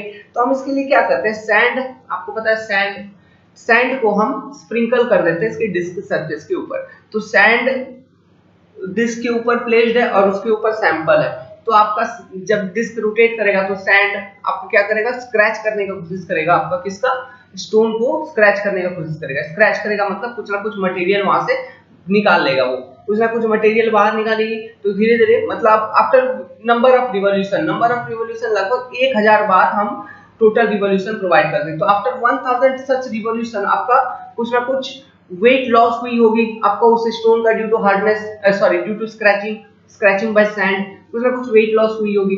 तो वो अब उस वेट लॉस को हम मेजर करेंगे, मतलब वो कितना लॉस इन वेट हुआ, फिर वहां से हम एक कोफिशिएंट निकालते हैं जिसको कहते हैं कोफिशिएंट ऑफ हार्डनेस।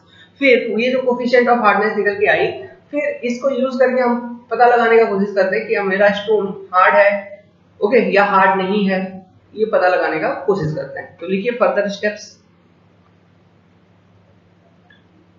लिखिए the annular ring, the annular steel disc of the machine is rotated at a speed of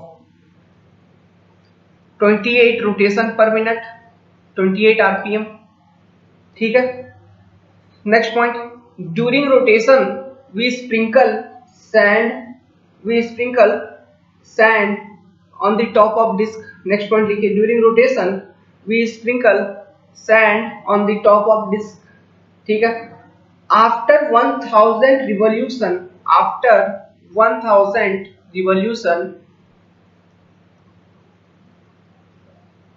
the machine is stopped, machine को बंद कर देंगे। the sample is taken out, okay, sample को बाहर निकाल लेंगे after 1000 revolution and it is weight, फिर उसका हम वेट मेजर कर लेंगे। समझ में आया? ऐसे 1000 रिवॉल्यूशन के बाद हम क्या करेंगे, फिर उसका वेट मेजर कर लेंगे। अब हम क्या करेंगे, कोफिशिएंट ऑफ हार्डनेस कैलकुलेट करेंगे। कोएफिशिएंट ऑफ हार्डनेस, अब ये कैसे निकाला जाएगा कोफिशिएंट ऑफ हार्डनेस? तो देखिए, कोफिशिएंट ऑफ हार्डनेस का इक्वेशन जो होता है, it is 20 minus loss in weight in gram, divided by 3। So ये फॉर्मूला आप ध्यान रखिए, आपको एग्जाम में कभी कभी ऑब्जेक्टिव क्वेश्चन के रूप में कोफिशिएंट ऑफ हार्डनेस निकालने के लिए एक छोटा सा बकवास सा न्यूमेरिकल बना के दे सकता है based on this formula, okay. So 20 minus loss in weight in gram upon 3। अब गुड स्टोन या बैड स्टोन हम कैसे आइडेंटिफाई करेंगे? तो मान लीजिए जो कोफिशिएंट ऑफ हार्डनेस है, coefficient of hardness, okay, so अगर इसकी वैल्यू ग्रेटर देन 17 है, कोफिशिएंट ऑफ हार्डनेस की वैल्यू अगर ग्रेटर देन 17 है, ओके, तो इस तरह के स्टोन को आप properly suitably road construction work में यूज कर सकते हैं। रोड कंस्ट्रक्शन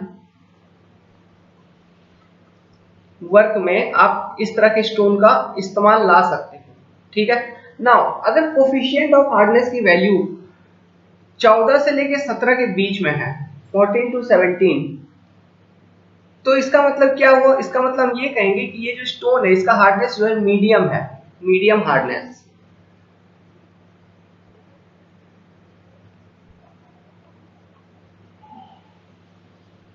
ठीक है। इसका हार्डनेस जो है इसको हम कहेंगे medium hardness. Now if coefficient of hardness का जो वैल्यू है इज लेस देन 14, तो हम क्या कहेंगे, पुअर हार्डनेस। और इस तरह के स्टोन को हम कभी भी रोड कंस्ट्रक्शन वर्क में इस्तेमाल नहीं लाएंगे। Not used in road construction.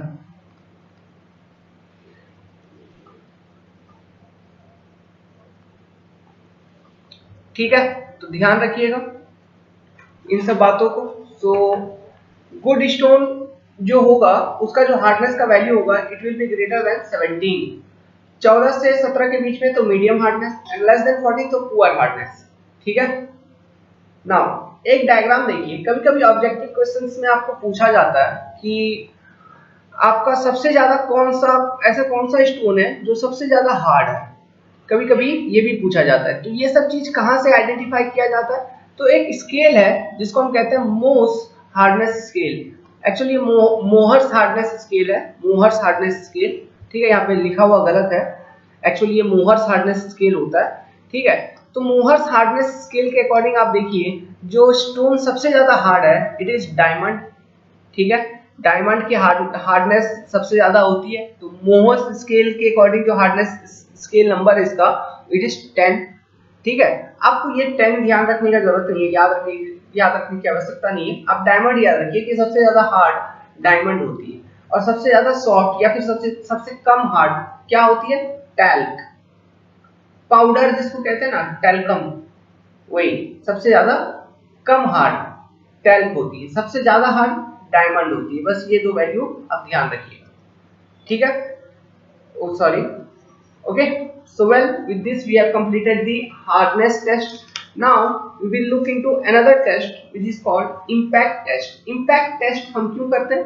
Impact test को किया जाता है to calculate the toughness, to determine the toughness। ये भी एक तरह का strength test है, ये भी एक तरह का टेस्ट strength related test है, जिससे कि आपको किसी तरह का strength पैरामीटर आपको पता चलता है of the stone, है ना। तो हेडिंग बनाइए impact test। ओके, तो इम्पैक्ट टेस्ट, तो ये भी एक तरह का स्ट्रेंथ टेस्ट है, स्ट्रेंथ टेस्ट। ठीक है, नाउ इसको किस पे किया जाता है? Page impact machine. ये जो मशीन आपको दिख रहा है इसका नाम क्या है? Page impact machine. ठीक है, इस मशीन के ऊपर इस तरह का टेस्ट किया जाता है। अभी देखिए कैसे इसका प्रोसीड्यूर क्या है। तो इसके थ्रू से हम क्या निकालते हैं? इम्पैक्ट टेस्ट की मदद से हम क्या निकालते हैं? What we identify toughness of stone. हमारा ये निकल के आता है टफनेस ऑफ स्टोन। बेसिकली जो रिजल्ट है वो हम टफनेस इंडेक्स कैलकुलेट करते हैं। ठीक है, कैसे कैलकुलेट करते हैं बताएंगे। तो देखिए इसमें सैंपल जो हम कंसिडर करेंगे वो अगेन जो प्रीवियस में हम इससे पहले जो सैंपल लिया था वही लेंगे, cylindrical sample. Okay, cylindrical sample हम कंसिडर करेंगे, और same dimension 25 mm dia plus आपका 25 mm हाइट। ठीक है, तो ऐसा एक सैंपल कंसिडर करेंगे, और इसको ये जो देखिए यहाँ पे जो प्लेटफॉर्म है इसके ऊपर रख दिया। तो ये मान लो आपका सैंपल है, इसको आप इसके ऊपर रख दिया। ठीक है, इस सैंपल को आपने यहाँ पे प्लेस कर दिया। अभी देखिए यहाँ पे एक रॉड आपको दिख रहा है, तो ये क्या है? ये हैमर है, it is hammer. Okay, it is hammer. अब ये जो हैमर है इसकी जो वेट है ये बेसिकली 2 किलोग्राम होती है, 2 kg। ओके, अब हमको इम्पैक्ट प्रोवाइड करना है, तो हम क्या करेंगे? हम ये हैमर को इस स्टोन के ऊपर एक्सियली ड्रॉप करेंगे, अचानक से ड्रॉप करेंगे। We will drop it axially. Okay, तो हम इसको मतलब कैसे ड्रॉप करते हैं? देखिए हम इसको रिपीट करते हैं। फॉर एग्जांपल सबसे पहले हम इस हैमर को 1 सेंटीमीटर हाइट से, फॉर एग्जांपल ये हैमर है, okay this is your hammer, और यहाँ पे आपका स्टोन सैंपल रखा है। तो सबसे पहला ऑब्जर्वेशन आप 1 सेंटीमीटर हाइट से ड्रॉप करोगे। ठीक है, फिर इसी तरह से ड्रॉप की वैल्यू आप इंक्रीज करते रहिए। फिर सेकेंड में हम 2 सेंटीमीटर हाइट से ड्रॉप करेंगे, फिर तीसरे में हम 3 सेंटीमीटर हाइट से ड्रॉप करेंगे, चौथे में हम 4 सेंटीमीटर हाइट से ड्रॉप करेंगे। इस तरह से नंबर ऑफ हाइट हम इंक्रीज करते रहेंगे। ठीक है, मतलब हाइट ऑफ ड्रॉप हम इंक्रीज करते रहेंगे। तो एक समय आएगा किसी एक पर्टिकुलर हाइट के करस्पॉन्डिंग जब आप ड्रॉप करोगे तो हो सकता है कि वो जो रॉक स्पेसिमेन जो आपने प्लेस कर रखा था वो ब्रेक हो जाए, वो टूट जाए। ठीक है, तो जिस ड्रॉप हाइट के करस्पॉन्डिंग वो स्पेसिमेन टूट जाएगा, उस ड्रॉप हाइट को, ओके, उस ड्रॉप हाइट को हम कंसीडर कर लेंगे और उसको हम एज ए टफनेस इंडेक्स हम रिप्रेजेंट करेंगे। ठीक है, फॉर एग्जांपल वो nth ब्लो में, जैसे कि आपका ये 1 सेंटीमीटर हाइट से आप शुरू करोगे, तो 1 सेंटीमीटर हाइट से आपने ड्रॉप किया, तो सबसे पहले, ठीक है, फिर सेकंड 2 सेंटीमीटर हाइट से ड्रॉप किया, तो ये फर्स्ट नंबर ऑफ ब्लो हो, ये सेकंड नंबर ऑफ ब्लो हो गया। उसी तरह नंबर ऑफ ब्लो आप इंक्रीज कर रहे हो, मतलब height of drop of height increase कर रहे हो। ठीक है, हाइट ऑफ ड्रॉप इंक्रीज कर रहे हो। तो इसी तरह से मान लो कि nth ड्रॉप के करस्पॉन्डिंग वो रॉक स्पेसिमेन आपका फेल हो गया, तो उस nth ड्रॉप को हम क्या कहेंगे, toughness index of the stone. उस nth ड्रॉप को हम क्या कहेंगे, toughness index of the stone. ठीक है, अब देखिए गुड स्टोन क्या होती है, गुड स्टोन क्या है। In impact test, if the value of toughness index, okay, अगर टफनेस इंडेक्स की, just a minute, toughness index अगर इसकी वैल्यू 13 से कम है, लेस देन 13, तो हम कहेंगे कि ये स्टोन जो है इट इज नॉट टफ, ये स्टोन टफ नहीं है, नॉट टफ। ठीक है, अगर टफनेस इंडेक्स की value is between 13 to 19, 13 and 19, इनके वैल्यूज के बीच में है टफनेस इंडेक्स की वैल्यू, तो हम कहेंगे मॉडरेटली टफ, मॉडरेटली टफ। ठीक है, लेकिन अगर आपका टफनेस इंडेक्स की जो value it is greater then 19, तो हम कहेंगे इट इज हाईली टफ,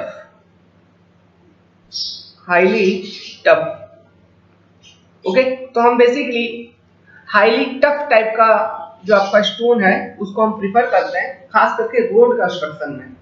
ठीक है, रोड कंस्ट्रक्शन में आपका मटेरियल का स्ट्रेंथ काफी होना चाहिए, क्योंकि हरदम आपके रोड के ऊपर हरदम ट्रैफिक चलते रहती है, तो इस कारण से डैमेजेस होने की संभावनाएं अधिक है। तो रोड कंस्ट्रक्शन में स्ट्रेंथ पैरामीटर जो भी स्टोन आप यूज करोगे उसका स्ट्रेंथ पैरामीटर काफी अधिक होना चाहिए। ठीक है, तो ये टफनेस इंडेक्स जो है it is what, it is basically number of blow, number of blow. ठीक है, eight which the failure occur, eight which the specimen fail, ऐसे लिख लीजिए। Toughness index is nothing but is the number of blow corresponding to which the specimen fails. Is the number of blow corresponding to which the specimen fails. तो ये था आपका impact test. अब चलेंगे next type of test पे, microscopic test. खत्म होने वाला है, अब 2 ही 3 टेस्ट है, आप देख पा रहे होंगे। माइक्रोस्कोपिक है, फिर आपका स्मिथ, फिर आपका वाटर एब्जॉर्प्शन टेस्ट। अब ये 3 टेस्ट हैं, इसके बारे में देख लेंगे। फिर हम एक छोटा सा और कंसेप्ट देखेंगे, क्वालिटी ऑफ गुड स्टोन। हम तो बताते चल रहे हैं साथ साथ क्वालिटी ऑफ गुड स्टोन में डिफरेंट पैरामीटर जहां पर पॉसिबल है, जैसे कि टफनेस के बारे में बता दिया, हार्डनेस के बारे में बता दिया। ठीक है, इन सब चीजों के बारे में बता रहे हैं। हाँ, 1-2 पॉइंट एक्स्ट्रा होगा जो हम डिस्कस करेंगे, जैसे कि अपीयरेंस क्या होना चाहिए, स्टोन आपका कैसा दिखना चाहिए। ठीक है, आपका फिर ड्यूरेबिलिटी ऑफ स्टोन कैसा होना चाहिए। ठीक है, सीजनिंग ऑफ स्टोन क्या है, इन सब चीजों को हम फिर डिस्कस कर लेंगे बाद में। ठीक है, तो चलिए नेक्स्ट हेडिंग बनाइए, माइक्रोस्कोपिक टेस्ट। माइक्रोस्कोपिक टेस्ट कहने का मतलब है क्या कर रहे हो आप स्टोन को ऑब्जर्व कर रहे हो बाय यूजिंग द माइक्रोस्कोप। ठीक है, माइक्रोस्कोप को यूज करके हम स्टोन को ऑब्जर्व करेंगे और किसी तरह का रीडिंग लेंगे और वहां से हम पता लगाएंगे, ओके, कि आपका स्टोन ये अच्छा है या बुरा है। तो इस टेस्ट को कहा जाता है माइक्रोस्कोपिक टेस्ट। तो ऐसे कौन कौन से पैरामीटर हैं किसी एक स्टोन के जो कि माइक्रोस्कोप में देखने लायक है, इस चीज के बारे में आपको जानना चाहिए। तो microscopic test means study of stone under microscope. तो आप कैसे कैसे प्रॉपर्टीज के बारे में आप जानने का कोशिश करोगे। सबसे पहला average grain size, average grain size of stone, एक दाने का क्या साइज है बेसिकली, ये चीज आप आइडेंटिफाई करने का कोशिश करोगे। दूसरा एग्जिस्टेंस ऑफ पोर, किसी तरह का पोर है क्या स्टोन में, existence TEN, just a minute, ये बड़ा प्रॉब्लम होता है कलम से लिखने में इसमें आजकल, क्योंकि ये हमने लैपटॉप चेंज किया है। सो मेरा पुराना लैपटॉप एक्चुअली टूट गया था। सो अभी एक हमने second hand laptop, refurbished laptop purchase किया था। सो उसमें बहुत प्रॉब्लम होती है। Existence of core, features, veins and shakes. तीसरा, मिनरल कॉन्स्टिट्यूएंट, कि क्या मिनरल का रॉक बना हुआ है, किस तरह का मिनरल है, ठीक है, आइडेंटिफिकेशन ऑफ मिनरल्स। फिर fourth, nature of cementing substances, nature of cementing material, nature of cementing. बस नाम के लिए टेस्ट याद रखिए, एग्जाम में आगे अगर write the illustrate the list of test which are performed on stone and their objectives, तो लिखने के लिए काम आएगा। और कुछ इसका ज्यादा यूज नहीं है। कन्वेंशनल क्वेश्चन में बिल्डिंग मटेरियल से अगर ईएस में आती है तो आप इसके बारे में एक नोट्स बना के रख लीजिए अपने कॉपी में। ये एक तरह का इंफॉर्मेशन है बस, ओके, कोई समझने वाली बात नहीं है इसमें। Fifth, presence of any harmful substances, presence of any harmful substances,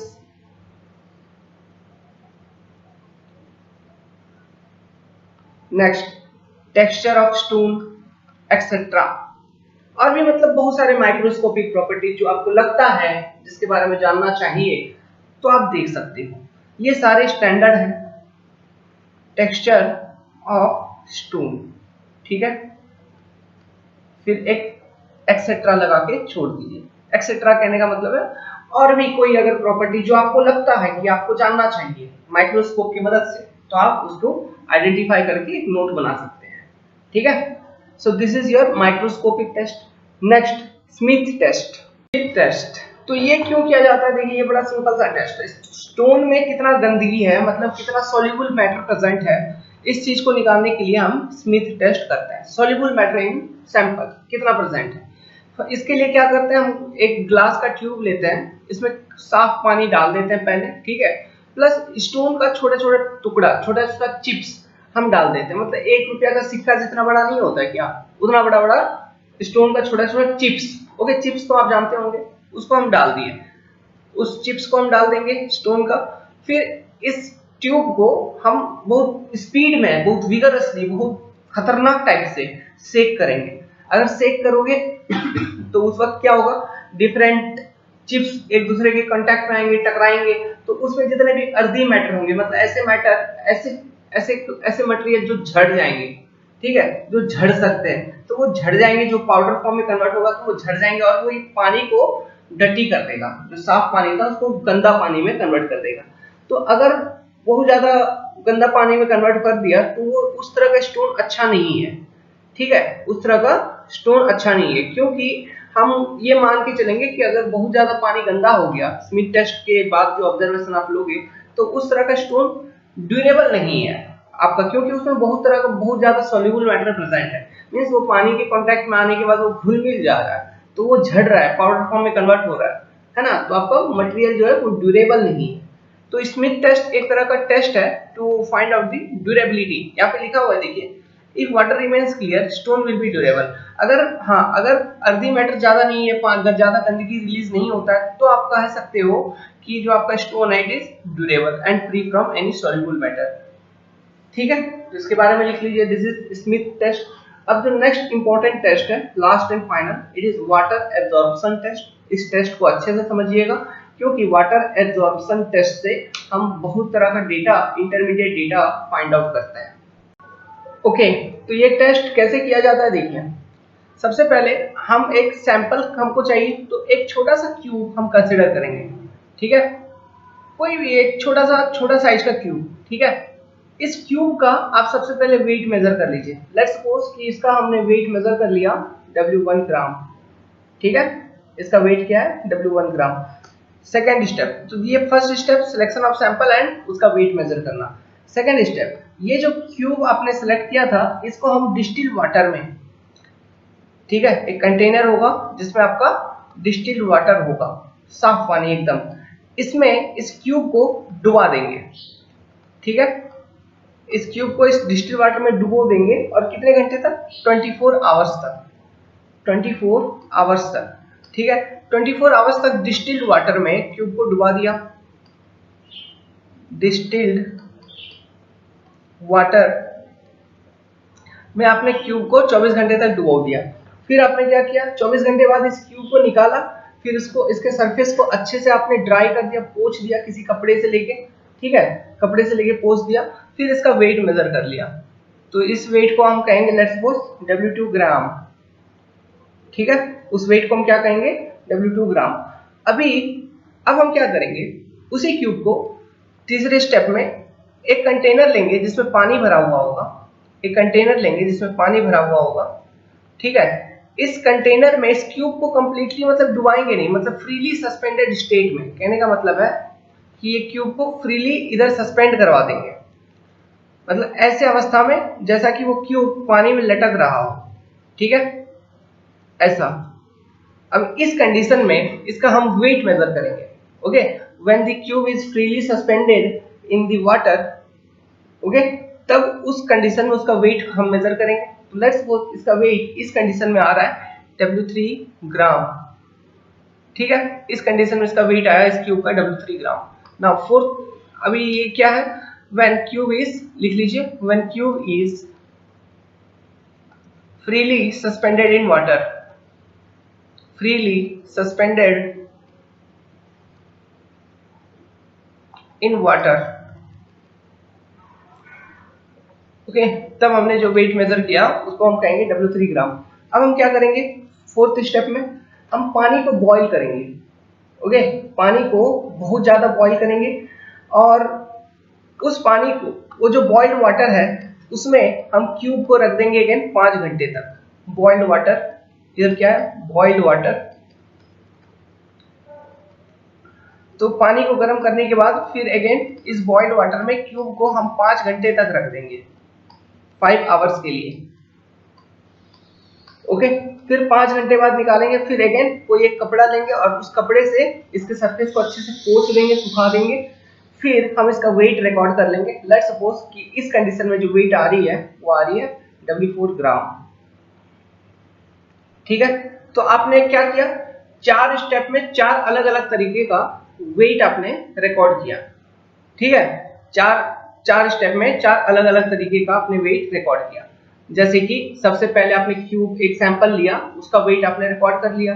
फिर उसी सैंपल को डिस्टिल्ड वाटर में 24 घंटे तक डुबो दिया, फिर उसका वेट रिकॉर्ड कर लिया बाहर निकाल के। फिर उसी सैंपल को पानी में डुबो दिया और फ्रीली सस्पेंडेड कंडीशन में आपने वेट उस सैंपल का मेजर कर लिया, जिसको हम कहेंगे W3 ग्राम। फिर पानी को बॉईल करके क्यूब को डुबा दिया 5 घंटे तक, फिर आपने 5 घंटे बाद निकाला, कपड़े से अच्छे से पोंछ के, फिर उसका वेट मेजर कर लिया, उसको आपने कह दिया W3 ग्राम, सॉरी W4 ग्राम। अब इन डिफरेंट वेट को जो आपने रिकॉर्ड किया, अब इनसे आप क्या कैलकुलेट कर सकते हो? इनसे आप बहुत कुछ कैलकुलेट कर सकते हैं। जैसे कि हम सबसे पहले निकालेंगे percentage absorption by weight after 24 hours, कितना होगा? Percentage absorption by weight after 24 hour. तो ये क्या होगा? W2, अब देखिए W2 minus W1 upon W1 into 100 करेंगे तो ये आपका निकल जाएगा percentage absorption by weight after 24 hours, है ना। Next, second concept, percentage absorption by volume after 24 hour. Percentage absorption by volume after 24 hour. तो percentage absorption by volume after 24 hour निकालनी है तो देखिए W2 माइनस W1 अगर कर रहे हैं तो ये जो वेट डिफरेंस है, ये वेट डिफरेंस किसका दे रहा है कि पानी का कितना, मतलब कितना पानी एब्जॉर्ब किया है उस स्टोन ने, यही डिफरेंस दे रहा है ना। तो यहाँ पे तो वाटर होगा W2 माइनस W1, मीन्स जो वाटर का वॉल्यूम है कि कितना वाटर वॉल्यूम एब्जॉर्ब किया उस स्टोन ने, ये चीज यहाँ पे आएगी। अब डिनोमिनेटर में क्या आना है, डिनोमिनेटर में आना है वॉल्यूम, किसका, वॉल्यूम ऑफ स्टोन, डिनोमिनेटर में ये आना। अब ये आप वॉल्यूम ऑफ स्टोन आप कैसे निकालोगे, तो देखिए इसके लिए हमने पहले से ही मेजरमेंट ले रखा है। ओके, तो वॉल्यूम ऑफ स्टोन तो हम कैसे निकालेंगे, वॉल्यूम ऑफ स्टोन। तो देखिए आपने क्या किया था, आपने जब सेकेंड ऑब्जर्वेशन लिया था, मतलब वेट नंबर 2 का जब रिकॉर्डिंग लिया था, जस्ट ए मिनट, हाँ जस्ट ए मिनट, जब आपने वेट नंबर 2 का रिकॉर्डिंग लिया, इसके बाद आपने क्या किया, फ्रीली सस्पेंडेड स्टेट में इसी स्टोन को आपने डाल दिया पानी और फ्रीली सस्पेंडेड स्टेट में W3 रिकॉर्डिंग ले लिया। ठीक है, तो अगर मैं W2 माइनस W3 करूं, अगर मैं W2 माइनस W3 करूं तो मुझे क्या मिलेगा, वेट ऑफ वाटर डिस्प्लेस्ड।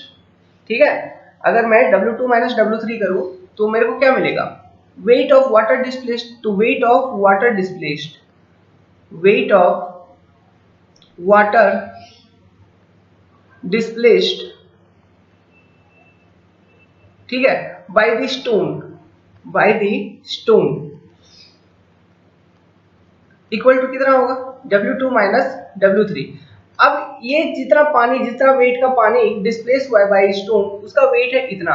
ठीक है, अब ये इसका वॉल्यूम कितना होगा, मतलब कितना वॉल्यूम ऑफ वाटर डिस्प्लेस हुई होगी, उतना ही वॉल्यूम ऑफ वाटर डिस्प्लेस हुई होगी अकॉर्डिंग टू बॉयंसी का कंसेप्ट अगर अप्लाई करें। जितना इस स्टोन का वॉल्यूम होगा, जितना इस स्टोन का वॉल्यूम होगा, तो हमको अगर हम बेसिकली वो जो वॉल्यूम ऑफ वाटर डिस्प्लेस अगर हम निकाल लें किसी तरह से, तो क्या हम ये वॉल्यूम ऑफ स्टोन निकालेंगे, सेम चीज होगा। तो वॉल्यूम ऑफ वाटर डिस्प्लेस्ड आप कैसे निकालोगे, volume of water displaced, volume of water displaced, water displaced concept है ये सब। तो volume of water displaced equal to weight upon density हम कर देंगे, वेट अपॉन डेंसिटी कर दिया। ठीक है, तो अभी देखिए डेंसिटी यहाँ पे हम ग्राम पर सीसी में ले रहे हैं, मान लो ग्राम पर सेंटीमीटर क्यूब, तो डेंसिटी ऑफ वाटर क्या होगा ग्राम पर सीसी में 1, है ना। तो volume of water displaced basically क्या हो गया, wait equal to W2 minus W3, है ना। तो percentage absorption by volume after 24 hour, तो percentage absorption by volume after 24 hour कैसे निकालोगे आप, directly W2 minus W1 upon W2 minus W3 into 100, ये हो गया आपका second concept, percentage absorption by weight after 24 hour. So यहाँ पे वॉल्यूम ऑफ वाटर डिस्प्लेस्ड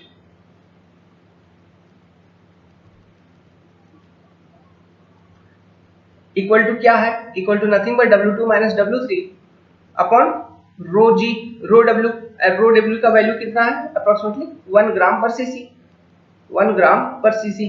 ठीक है, नाउ अब हम निकालेंगे इस स्टोन का डेंसिटी, अगर आपको निकालना है डेंसिटी, तो डेंसिटी कैसे निकालोगे, डेंसिटी इक्वल टू क्या होता है, वेट पर यूनिट वॉल्यूम। तो इस स्टोन का वेट आपको पता है, इस स्टोन का वेट कितना है W1, ठीक है, इसका वॉल्यूम कितना है W2 माइनस W3, तो ये निकल गया डेंसिटी केजी पर मीटर क्यूब में, केजी पर मीटर क्यूब में।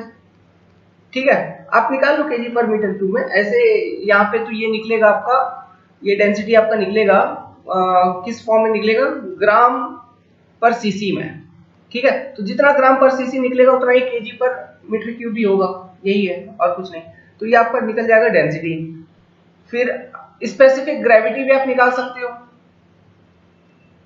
स्पेसिफिक ग्रेविटी क्या, स्पेसिफिक ग्रेविटी जो डेंसिटी था उसी के बराबर होगा, it will be same as W1 upon W2 minus W3, है ना। Weight of stone upon volume of liquid displaced और वाटर डिस्प्लेस्ड, जो स्पेसिफिक ग्रेविटी की डेफिनेशन है, तो उसके according W1 upon W2 minus W3। Now next important जो concept है, it is saturation coefficient, saturation coefficient. तो सैचुरेशन कोफिशिएंट हम कैसे निकालेंगे, water absorption by total porosity, water absorption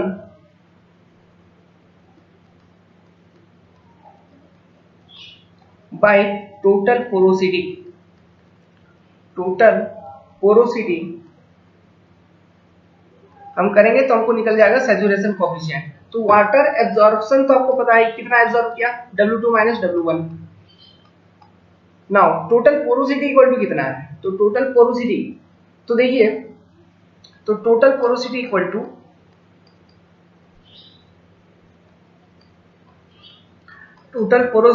to nothing but W4 minus W1।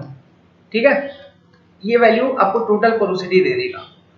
तो ये formula आपका क्या बन जाएगा, W2 minus W1 saturation coefficient equal to W2 minus W1 upon W4 minus W1। This is total porosity. Now अगर concept पूछे कि total, आपको अगर कंसेप्ट पूछे कि percentage porosity by volume, percentage porosity by volume, अगर आपसे ये अब निकालने के लिए पूछे तो आप क्या करोगे, जो पोरोसिटी आपका निकला, पोरोसिटी कैसे, W4 माइनस W1, इसको आप वॉल्यूम से डिवाइड कर दो जो कि है W2 माइनस W3 इंटू 100। समझ में आया? सो इस तरह से डिफरेंट कैलकुलेशंस आपसे एग्जामिनेशंस के अंदर पूछे जा सकते हैं। Okay, from the water absorption test. तो ये एक इंपॉर्टेंट टेस्ट है। ओके ओके, तो यहाँ पे हमने ये पोरोसिटी वगैरह हम क्यों निकाल रहे हैं क्वेश्चन में, मतलब वाटर एब्जॉर्प्शन टेस्ट से हम पोरोसिटी वगैरह क्यों निकाल रहे हैं। तो देखिए, आपको इस स्टोन को यूज करना स्ट्रक्चरल कंस्ट्रक्शन के लिए, तो अगर स्टोन आपका पोरस है तो स्टोन का ड्यूरेबिलिटी बहुत कम होती है। क्यों? मान लो स्टोन अगर पोरस है तो क्या होगा, देखिए मान लो बरसात हो रही है, नॉर्मल कंडीशन में मान लो बरसात हो रही है, तो बरसात हो रही है तो बरसात का पानी स्टोन के ऊपर आएगा। अब बरसात एटमॉस्फेयर में बहुत सारे केमिकल्स भी है, तो वाटर के साथ केमिकल रिएक्ट करके वो किसी डिफरेंट एक केमिकल बन जाएगा अपने आप में। अब वो स्टोन के अंदर अगर जा रहा है तो स्टोन के अंदर जो मिनरल्स, स्टोन का मिनरल्स प्रेजेंट है उसके साथ रिएक्ट करके स्टोन का ड्यूरेबिलिटी कम कर सकता है, स्टोन का स्ट्रेंथ आपका कम कर सकता है।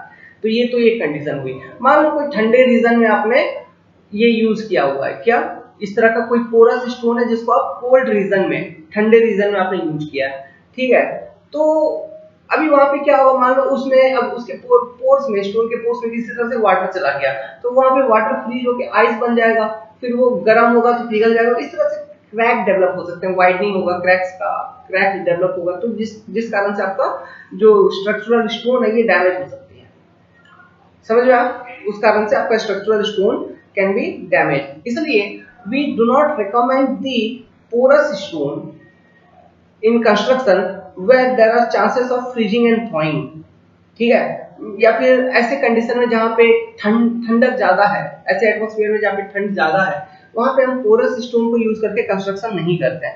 या फिर रेन ज्यादा है या फिर मॉइस्चर ज्यादा है किसी तरह से, ठीक है, क्योंकि इन सब चीजों के कारण आपका स्टोन का ड्यूरेबिलिटी कम हो सकता है। So due to porosity, high porosity, if there is high porosity in stone, तो आपका क्या डिमेरिट हो सकता है, ड्यूरेबिलिटी डिक्रीजेस, ड्यूरेबिलिटी रेड्यूसेस, ठीक है। ये कंसेप्ट आप ध्यान रखना।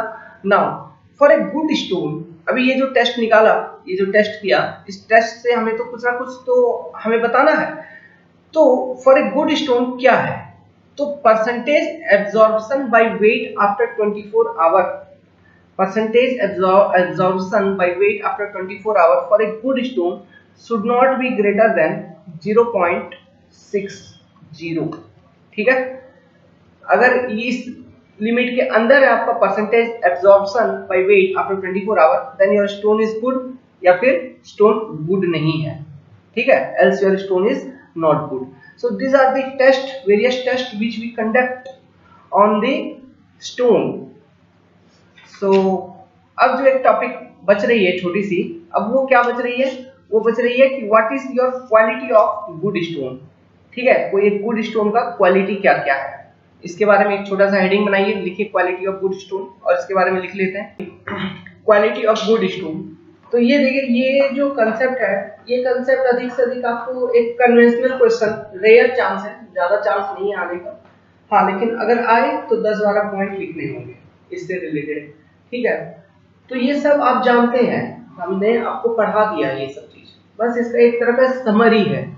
ठीक है, तो क्वालिटी ऑफ गुड स्टोन में पहला पॉइंट, क्रशिंग स्ट्रेंथ जो होता है स्टोन का, वो 1000 केजी पर सेंटीमीटर स्क्वायर से अधिक होना चाहिए किसी भी एक गुड स्टोन के लिए। Second, appearance. अपीयरेंस कहने का मतलब है कि स्टोन आपका दिखता कैसा है, स्टोन आपका अच्छा दिखना चाहिए, प्लस स्टोन का जो कलर है, वो कलर, स्टोन का ये क्षमता होना चाहिए कि उसका जो कलर है वो उसे बहुत लंबे समय तक यूनिफॉर्मली बनाए रख सके। तो यहाँ पे लिखा हुआ है, देखिए, the stone which are to be used for face work should be decent in appearance and they should be capable of preserving their color uniformly for a long time। ठीक है, ये चीज आपको स्टोन, फॉर एग्जांपल कोई भी construction कर रहे हो तो उसके एटमॉस्फेयर को देखते हुए आपको एक पर्टिकुलर स्टोन चूज करना होगा, मतलब उसका कलर। ठीक है, यहाँ पे लिखा हुआ है, the colour of stone for face work should be chosen by keeping in mind the general getup of the surrounding area. है ना, मतलब एटमॉस्फेयर से मिलता जुलता हुआ एक ऐसा स्टोन आपको चूज करना होगा। जनरली ये प्रिफर किया जाता है कि लाइट कलर स्टोन को ज्यादा प्रेफरेंस दिया जाता है in face work as compare to dark colour stone, क्योंकि डार्क कलर स्टोन जो है वो कलर, उसका कलर फेड हो सकता है बाद में अगर वो एटमॉस्फेयर से रिएक्शन में आए, मतलब एटमॉस्फेयर में जो एजेंट है, केमिकल्स हैं, उनसे अगर रिएक्ट करे तो डार्क कलर स्टोन का कलर फेड हो सकता है। ओके, मतलब dark colour stone can be attacked easily by weathering agent, है ना। So next point, a good building stone should be uniform, should be of uniform color and free from clay holes, spot of other color, bands, etc. So appearance में आप अपने हिसाब से बना के लिख सकते हैं कि a good building stone should be decent in appearance, ये एक पॉइंट अच्छी पॉइंट है। ठीक है, and capable of preserving their color uniformly for a long time, ये एक पॉइंट आप लिख सकते हो।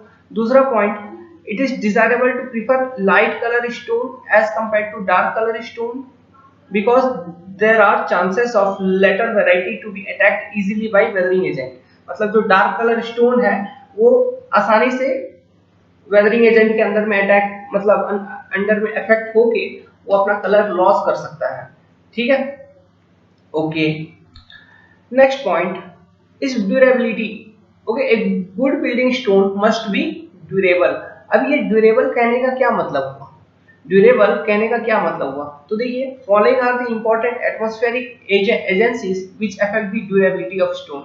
इन सब पॉइंट्स को आपको ध्यान रखना होगा कि आपको स्टोन जहां पर भी यूज कर रहे हैं वहां पे इस तरह का एटमॉस्फेरिक कंडीशन ना हो, जैसे कि alternate condition of heat and cold due to differences in temperature, है ना, alternate condition of wetness and dryness due to rain and sunshine, chemical agencies such as dissolved gases in rain, growth of trees and creepers in joint between stone, ये सब चीज नहीं होना चाहिए, क्योंकि अगर ये सब चीज होता है तो आपका स्ट्रक्चर का ड्यूरेबिलिटी इफेक्ट होता है। Wind with high velocity etcetera, plus आपका ज्यादा पोरस नहीं होना चाहिए। अगर ड्यूरेबिलिटी आपको इंक्रीज करना ही है, मतलब अच्छा ड्यूरेबल स्टोन हो, तो आपका स्टोन ज्यादा पोरस नहीं होना चाहिए। ठीक है, ये भी एक इंपॉर्टेंट फैक्टर है, क्योंकि अगर पोरस होगा तो वो फ्रीजिंग एंड थॉइंग के अंडर में आके वेदरिंग रेजिस्टेंस उसका हो नहीं पाएगा। ठीक है, तो ये पॉइंट यहाँ पे ऐड कर सकते हैं। नाउ तो यहाँ पे और एक पॉइंट, ये पॉइंट देखिए, ये पॉइंट हमने डिस्कस कर रखा है। For making stone durable their natural bed should be carefully noted. The stones should be so arranged in a structure that natural bed is perpendicular or nearly so in direction of pressure। तो हमने बताया था जो natural bed है वो क्या है, that bed along with this stone can be easily splitted or easily break। ठीक है, वो बेड जिसके अलॉन्ग स्टोन को इजीली, आसानी से तोड़ा जा सकता है, तो उसको हम लोड के डायरेक्शन के परपेंडिकुलर रखेंगे और नियरली परपेंडिकुलर, तब जाके स्टोन की ड्यूरेबिलिटी होगी स्ट्रक्चर में। ठीक है, तो ड्यूरेबिलिटी एक इंपॉर्टेंट फैक्टर है एक गुड बिल्डिंग स्टोन की, कि एक good building stone should B durable. तो इसमें आप लिख सकते हो वेदरिंग रेजिस्टेंस से पॉइंट लिख सकते हो, फ्रीजिंग एंड थॉइंग का लिख सकते हो, पोरस नहीं होना चाहिए, ये बात आप लिख सकते हैं, क्योंकि पोरस अगर होगा तो फ्रीजिंग एंड थॉइंग वाला एक प्रॉब्लम है। दूसरा, मतलब मान लो एसिड रेन, ठीक है, रेन, एसिड रेन या फिर रेन जब होगी तो रेन का पानी उसमें जाएगा तो डिफरेंट केमिकल्स एटमॉस्फेयर से डिफरेंट केमिकल के कांटेक्ट में रेन का वाटर आता है, तो वो केमिकल्स भी जाएंगे ओके, वो रॉक के पोर्स के अंदर, तो जब वो जाएंगे तो रॉक का जो मिनरल है उससे रिएक्ट करके उसको डिटोरिएट कर सकता है, उसको डिसइंटीग्रेट कर सकता है। This can be one type of damage. Okay, तो वेदरिंग फेलियर, तो इस तरह से आप लिख सकते हैं पॉइंट्स को। ठीक है, चाहे तो आप इस चीज को भी आप कॉपी पे लिख लीजिए। Next, facility of dressing. Dressing मतलब क्या है कि देखो, ड्रेसिंग तो ये सेकंड स्टेप हुआ। सबसे पहला स्टेप क्या होता है, कोई भी मतलब नेचुरल लोकेशन है, मान लो अब यहाँ पे रॉक्स है, अभी इस रॉक को आपको बाहर निकालनी है, तो आप दो तरह से निकाल सकते हो। एक होता है क्वेरी करना, ठीक है, दूसरा होता है माइनिंग। इन दोनों में एक बेसिक डिफरेंस है क्वेरी और माइनिंग के बीच में। क्वेरी मतलब कोई एक्सपोज सरफेस से, ठीक है, कोई एक्सपोज सरफेस से पत्थर तोड़, जैसे पहाड़ को तोड़ रहे हो और निकाल रहे हो स्टोन, तो उसको कहेंगे क्वेरी। लेकिन कोई अंडरग्राउंड जैसे कोयला, ओके, माइनिंग ऑफ कोल कहा जाता है। मतलब कोयला क्या है, बहुत ग्राउंड के बहुत नीचे से कोयला तोड़ के निकाला जाता है कोल, तो उसको माइनिंग कहा जाता है। ठीक है, आप एटमॉस्फेयर के एक्सपोजर में अगर पत्थर को तोड़ के निकाल रहे हैं तो उसको क्वेरी कहेंगे, लेकिन ग्राउंड के अंदर, बहुत ज्यादा डेप्थ पर अर्थ के अंदर अगर आप किसी चीज को तोड़ के बाहर निकाल दो तो उसको हम कहेंगे mining. This is difference between query and mining, इस पॉइंट को ध्यान रखिएगा। तो क्वेरी करने के बाद एक बार आपको स्टोन ऑब्टेन हो गया, तो उसको इसके बाद आप क्या करोगे, उसको ड्रेसिंग करना होता है। ठीक है, उसके बाद हमको ड्रेसिंग करना होता है। ड्रेसिंग करना होता है मतलब उसको हमको हमारा जो कंस्ट्रक्शन है, जिस हिसाब से हमको कंस्ट्रक्ट करनी है, तो उसके अकॉर्डिंग, उसके रिक्वायरमेंट के अकॉर्डिंग हमको स्टोन को ड्रेस करना है, मतलब तैयार करना है। तो देखिए, तो facility of dressing, the stone should B such that they can be easily carved. Curve मतलब उस पे आसानी से आप काम कर सको। जैसे कि फॉर एग्जांपल कोई स्टोन है, तो उसके ऊपर अगर आपको कोई डायग्राम बनाना है, चित्र बनाना है, तो आप अच्छे से बना पाए। ठीक है, तो उतना सॉफ्ट होना चाहिए स्टोन। ठीक है, carved, molded, cut and dressed. It is an important consideration from the economic point of view. Okay. However, this property of stone is opposed to its strength, क्योंकि ज्यादा अगर स्ट्रेंथ है, ज्यादा हार्डनेस है, तो ये सब चीज करने में थोड़ा प्रॉब्लम होगा, durability and hardness. Hence, it is to be properly correlated with respect to the situation in which the stone to be used. Okay. आपके पास डिफरेंट टाइप ऑफ स्टोन है ना, कोई जरूरी नहीं है, आपके पास डिफरेंट टाइप ऑफ स्टोन है, कहने का मतलब सॉफ्ट स्टोन है, हार्ड स्टोन है। So depending on the situation where I need to use stone, accordingly I will find out my stone, मैं उसके अकॉर्डिंग अपना स्टोन लूंगा। लेकिन हाँ, अगर कोई ड्रेसिंग करने की आवश्यकता है, फिर भी अगर आप फाउंडेशन में भी स्टोन यूज करना चाहो तो उसको भी कट करना पड़ेगा ना, तो आप स्टोन आपका ऐसा होना चाहिए कि आप उसको आसानी से कट कर पाओ कम से कम। तो यही बात ये कह रहा है। Next point, hardness. तो इन सब चीजों का डिस्कशन हमने कर रखा है, जब टेस्टिंग के बारे में बताए थे तो 17, 14 ये सब रेंज हमने बता रखा है, डिस्कस कर रखा है। परसेंटेज भी है, इसके बारे में डिस्कस कर रखा है। रेजिस्टेंस टू फायर, ये पढ़िए, the minerals composing stone should B such that shape of stone is preserved when A fire occurs. ठीक है, जो स्टोन में मिनरल्स है वो कुछ ऐसा होना चाहिए कि मान लो गर्म हो रहे हैं, तो फिर भी जो स्टोन का शेप है वो अपने शेप बरकरार रखे। The failure of stone in case of fire is due to various reasons such as rapid rise in temperature, sudden cooling, different coefficient of linear expansion of minerals, etc. ठीक है, ये सारे reasons हैं। अगर fire लग जाता है तो ये सारे रीजंस हैं जिस कारण से फेलियर हो सकती है किसी एक रॉक की, जैसे कि अचानक से टेम्परेचर में इंक्रीज होना, या फिर अचानक से ठंडा होना, सडन कूलिंग, या फिर जो मटेरियल्स हैं, आपका मिनरल्स है जो रॉक में, उनका लीनियर एक्सपेंशन का जो कोफिशिएंट है वो अलग अलग है, तो इस कारण से डिफरेंट स्ट्रेन होगा, तो डिफरेंशियल फेलियर हो सकता है। तो दी फ्री क्वार्ट्ज, ये मिनरल है quartz, suddenly expand at a temperature lower than 600 degree centigrade. ये वैल्यू ध्यान रखिएगा, ऐसे इतना डिटेल में पूछा नहीं जाता है, बस मीन्स आप एक पॉइंट लिख सकते हैं, यहाँ पे एक पॉइंट लिख दीजिए कि a good building stone must resist fire properly, आप ऐसे लिख दीजिए, ये पॉइंट खत्म। The limestone can resist fire up to 800 degree Celsius and it splits into CaO and CO। ठीक है, मतलब लाइमस्टोन, ध्यान रखिए, लाइमस्टोन 800 डिग्री सेल्सियस तक फायर रेजिस्टेंस प्रोवाइड कर सकता है। The sandstone with silicate as building material can resist a fire in better way. सबसे अच्छे से फायर कौन रजिस्ट कर सकता है? Sandstone with silicate as building material, as binding material. Okay, silicate as binding material can resist fire in a better way, sandstone.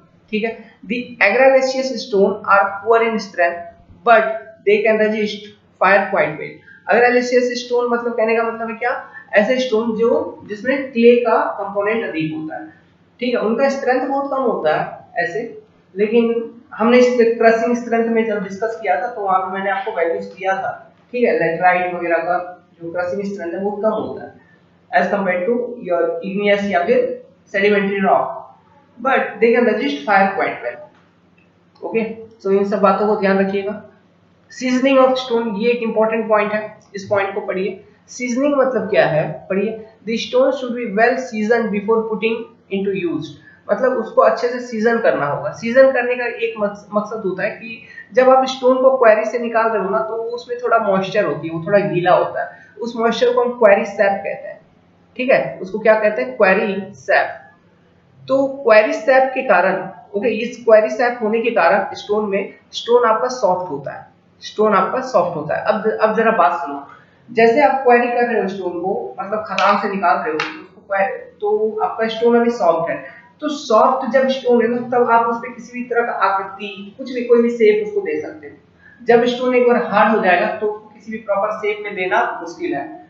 इसलिए जैसे आपका फॉर एग्जांपल आपको कोई एक पर्टिकुलर शेप देना है किसी एक कंस्ट्रक्शन के लिए, तो आप जैसे स्टोन को निकाल रहे हो, जब स्टोन आपका सॉफ्ट है उसी वक्त उसको उस शेप में आप बना दो, फिर उसको सीजनिंग कर दो।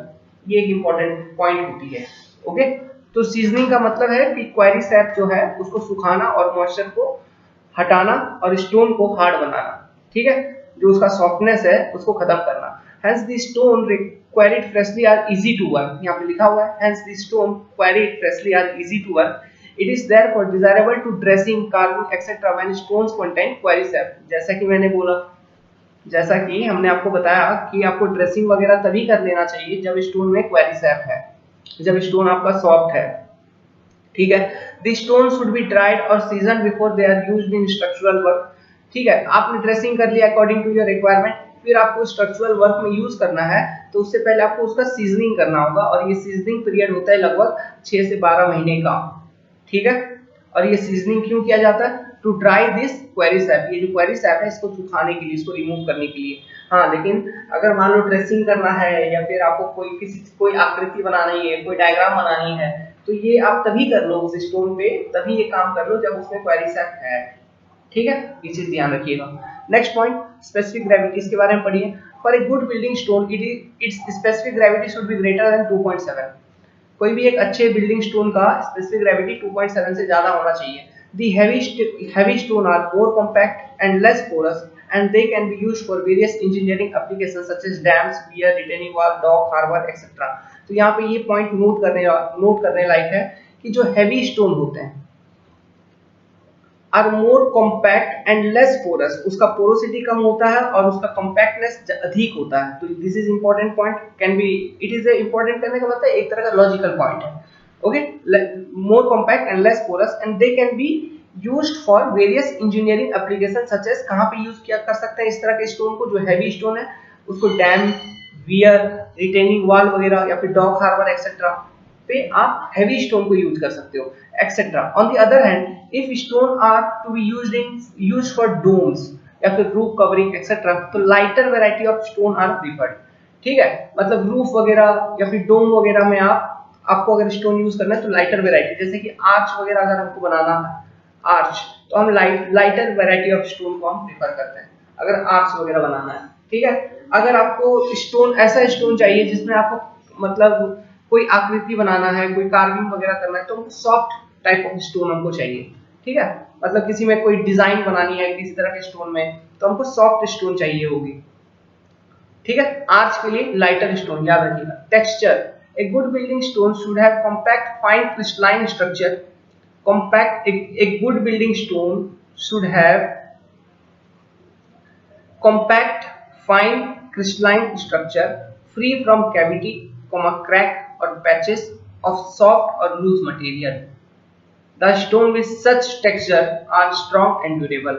किस तरह का स्टोन अधिक स्ट्रॉन्ग एंड ड्यूरेबल होता है, इस तरह का स्टोन जिसका टेक्सचर कुछ ऐसा हो, कैसा हो कि वो कॉम्पैक्ट हो, फाइन क्रिस्टलाइन हो, ठीक है, compact fine crystalline structure, free from cavities, crack और पैचेस, ठीक है, इस पॉइंट को एज इट इज आप रिमेंबर कर लीजिए या फिर कॉपी पे नोट बना लीजिए। टफनेस इंडेक्स, इसके बारे में डिस्कस कर लिया। वाटर एब्जॉर्प्शन, इसके बारे में डिस्कस कर लिया कि शुड नॉट एक्सीड 0.60। फिर यहाँ पे लिखा हुआ है इस पैराग्राफ में कि स्टोन में आपका ज्यादा पोरोसिटी नहीं होना चाहिए, आपका पोरोसिटी ज्यादा नहीं होना चाहिए स्टोन का, ये लिखा हुआ है इसके नीचे वाले पैराग्राफ में। इसका रीजन बताया हुआ है जो कि हमने आपसे डिस्कस कर लिया। फ्रीजिंग एंड थॉइंग वाला कंसेप्ट, और वो रेन वाटर अगर जा रहा है तो फिर वो केमिकल को लेके जाएगा तो स्टोन के मिनरल के साथ रिएक्ट करेगा तो वो डिटोरिएट कर सकता है, स्टोन को डैमेज कर सकता है। वो कंसेप्ट यहाँ पे डिस्कस है। Now next point, weathering.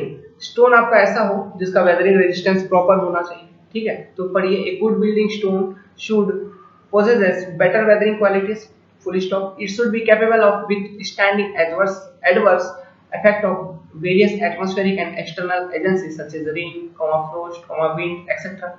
आपका स्टोन ऐसा हो कि वो हर एक तरह का वातावरण में जितने भी तरह के एजेंसीज हैं उन सबको झेल पाए कम से कम। The best way to know the resisting power of a stone to the action of weather is to study the performance of building constructed with the similar stone in locality or at a place having more or less similar atmospheric condition। ठीक है, आप weathering effect आप कैसे पता लगा सकते हो? आप ये कहता है कि सबसे अच्छा तरीका ये है कि आप किसी एक ऐसे इमारत की स्टडी करिए जो कि स्टोन के द्वारा बनाई गई, ठीक है। जैसे कि बहुत सारे लोग ताजमहल का स्टडी करते हैं, है ना। Next, the stone having excellent weathering qualities should only be used in the construction of important buildings। The stone having means excellent weathering qualities should be only used in construction of important building। So this is about your weathering। Now आगे पढ़िए। It should however be remembered that one kind of stone is not suitable in all type of construction। बहुत important point है कि किसी एक तरह का stone हर एक तरह का कंस्ट्रक्शन में सुटेबल नहीं है। Okay, so there are different, क्यों आपके पास डिफरेंट रिक्वायरमेंट है। फॉर एग्जांपल कहीं पर आप फॉर एग्जांपल डैम के केस में आपको हैवी स्टोन की दरकार पड़ती है, क्योंकि वहां पे डैम के केस में आपको बहुत सारा पानी को रोक के रखना होता है, मतलब बहुत ज्यादा प्रेशर चाहिए होती है, तो इस कारण से आपको बहुत ज्यादा वेट चाहिए होगा, जैसे कि ग्रेविटी डैम के केस में, तो वहां पे आप हैवी स्टोन को यूज करोगे। लेकिन मान लो कि फॉर एग्जांपल आपको स्टोन पे कोई डायग्राम्स बनाने हैं, चित्र बनाने हैं, उसको डिफरेंट शेप्स में कट करना है, तो आपको सॉफ्ट स्टोन की दरकार पड़ेगी। हार्ड स्टोन पर आप काम नहीं कर पाओगे, यू नीड सॉफ्ट स्टोन। अब मान लो फॉर एग्जांपल आपको छत बनानी है, डोम बनानी है, सीलिंग बनानी है, या फिर कोई सुपर स्ट्रक्चर बनाना है, तो वहां पे आपको लाइट स्टोन की दरकार पड़ेगी, क्योंकि हेवी स्टोन वहां पे डालोगे तो ग्रेविटी के कारण वो गिर जाएगा, उस तरह के स्ट्रक्चर का कोलैप्स होने का चांसेस ज्यादा होगा। तो वहां पे आपको लाइट स्टोन कहने का मतलब स्टोन में पोरोसिटी तो कुछ ना कुछ होगी, हाँ पोरोसिटी होगी, लेकिन उसका स्ट्रेंथ भी सफिशिएंट हो, आपको उसका अरेंजमेंट, उसका प्लेसमेंट कुछ इस तरह से करना हो, स्ट्रक्चर में करना होगा ताकि उसका ड्यूरेबिलिटी इंक्रीज हो, है ना।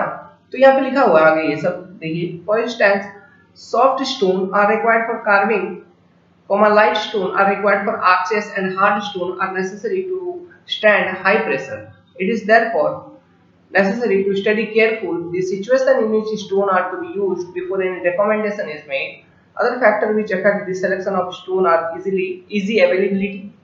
ठीक है, गुड स्टोन एक ऐसा स्टोन है जो कि आसानी से आपको मिल जाए, nearness to quarry, facility of transport, reasonable price होना चाहिए, climatic conditions of construction site etcetera.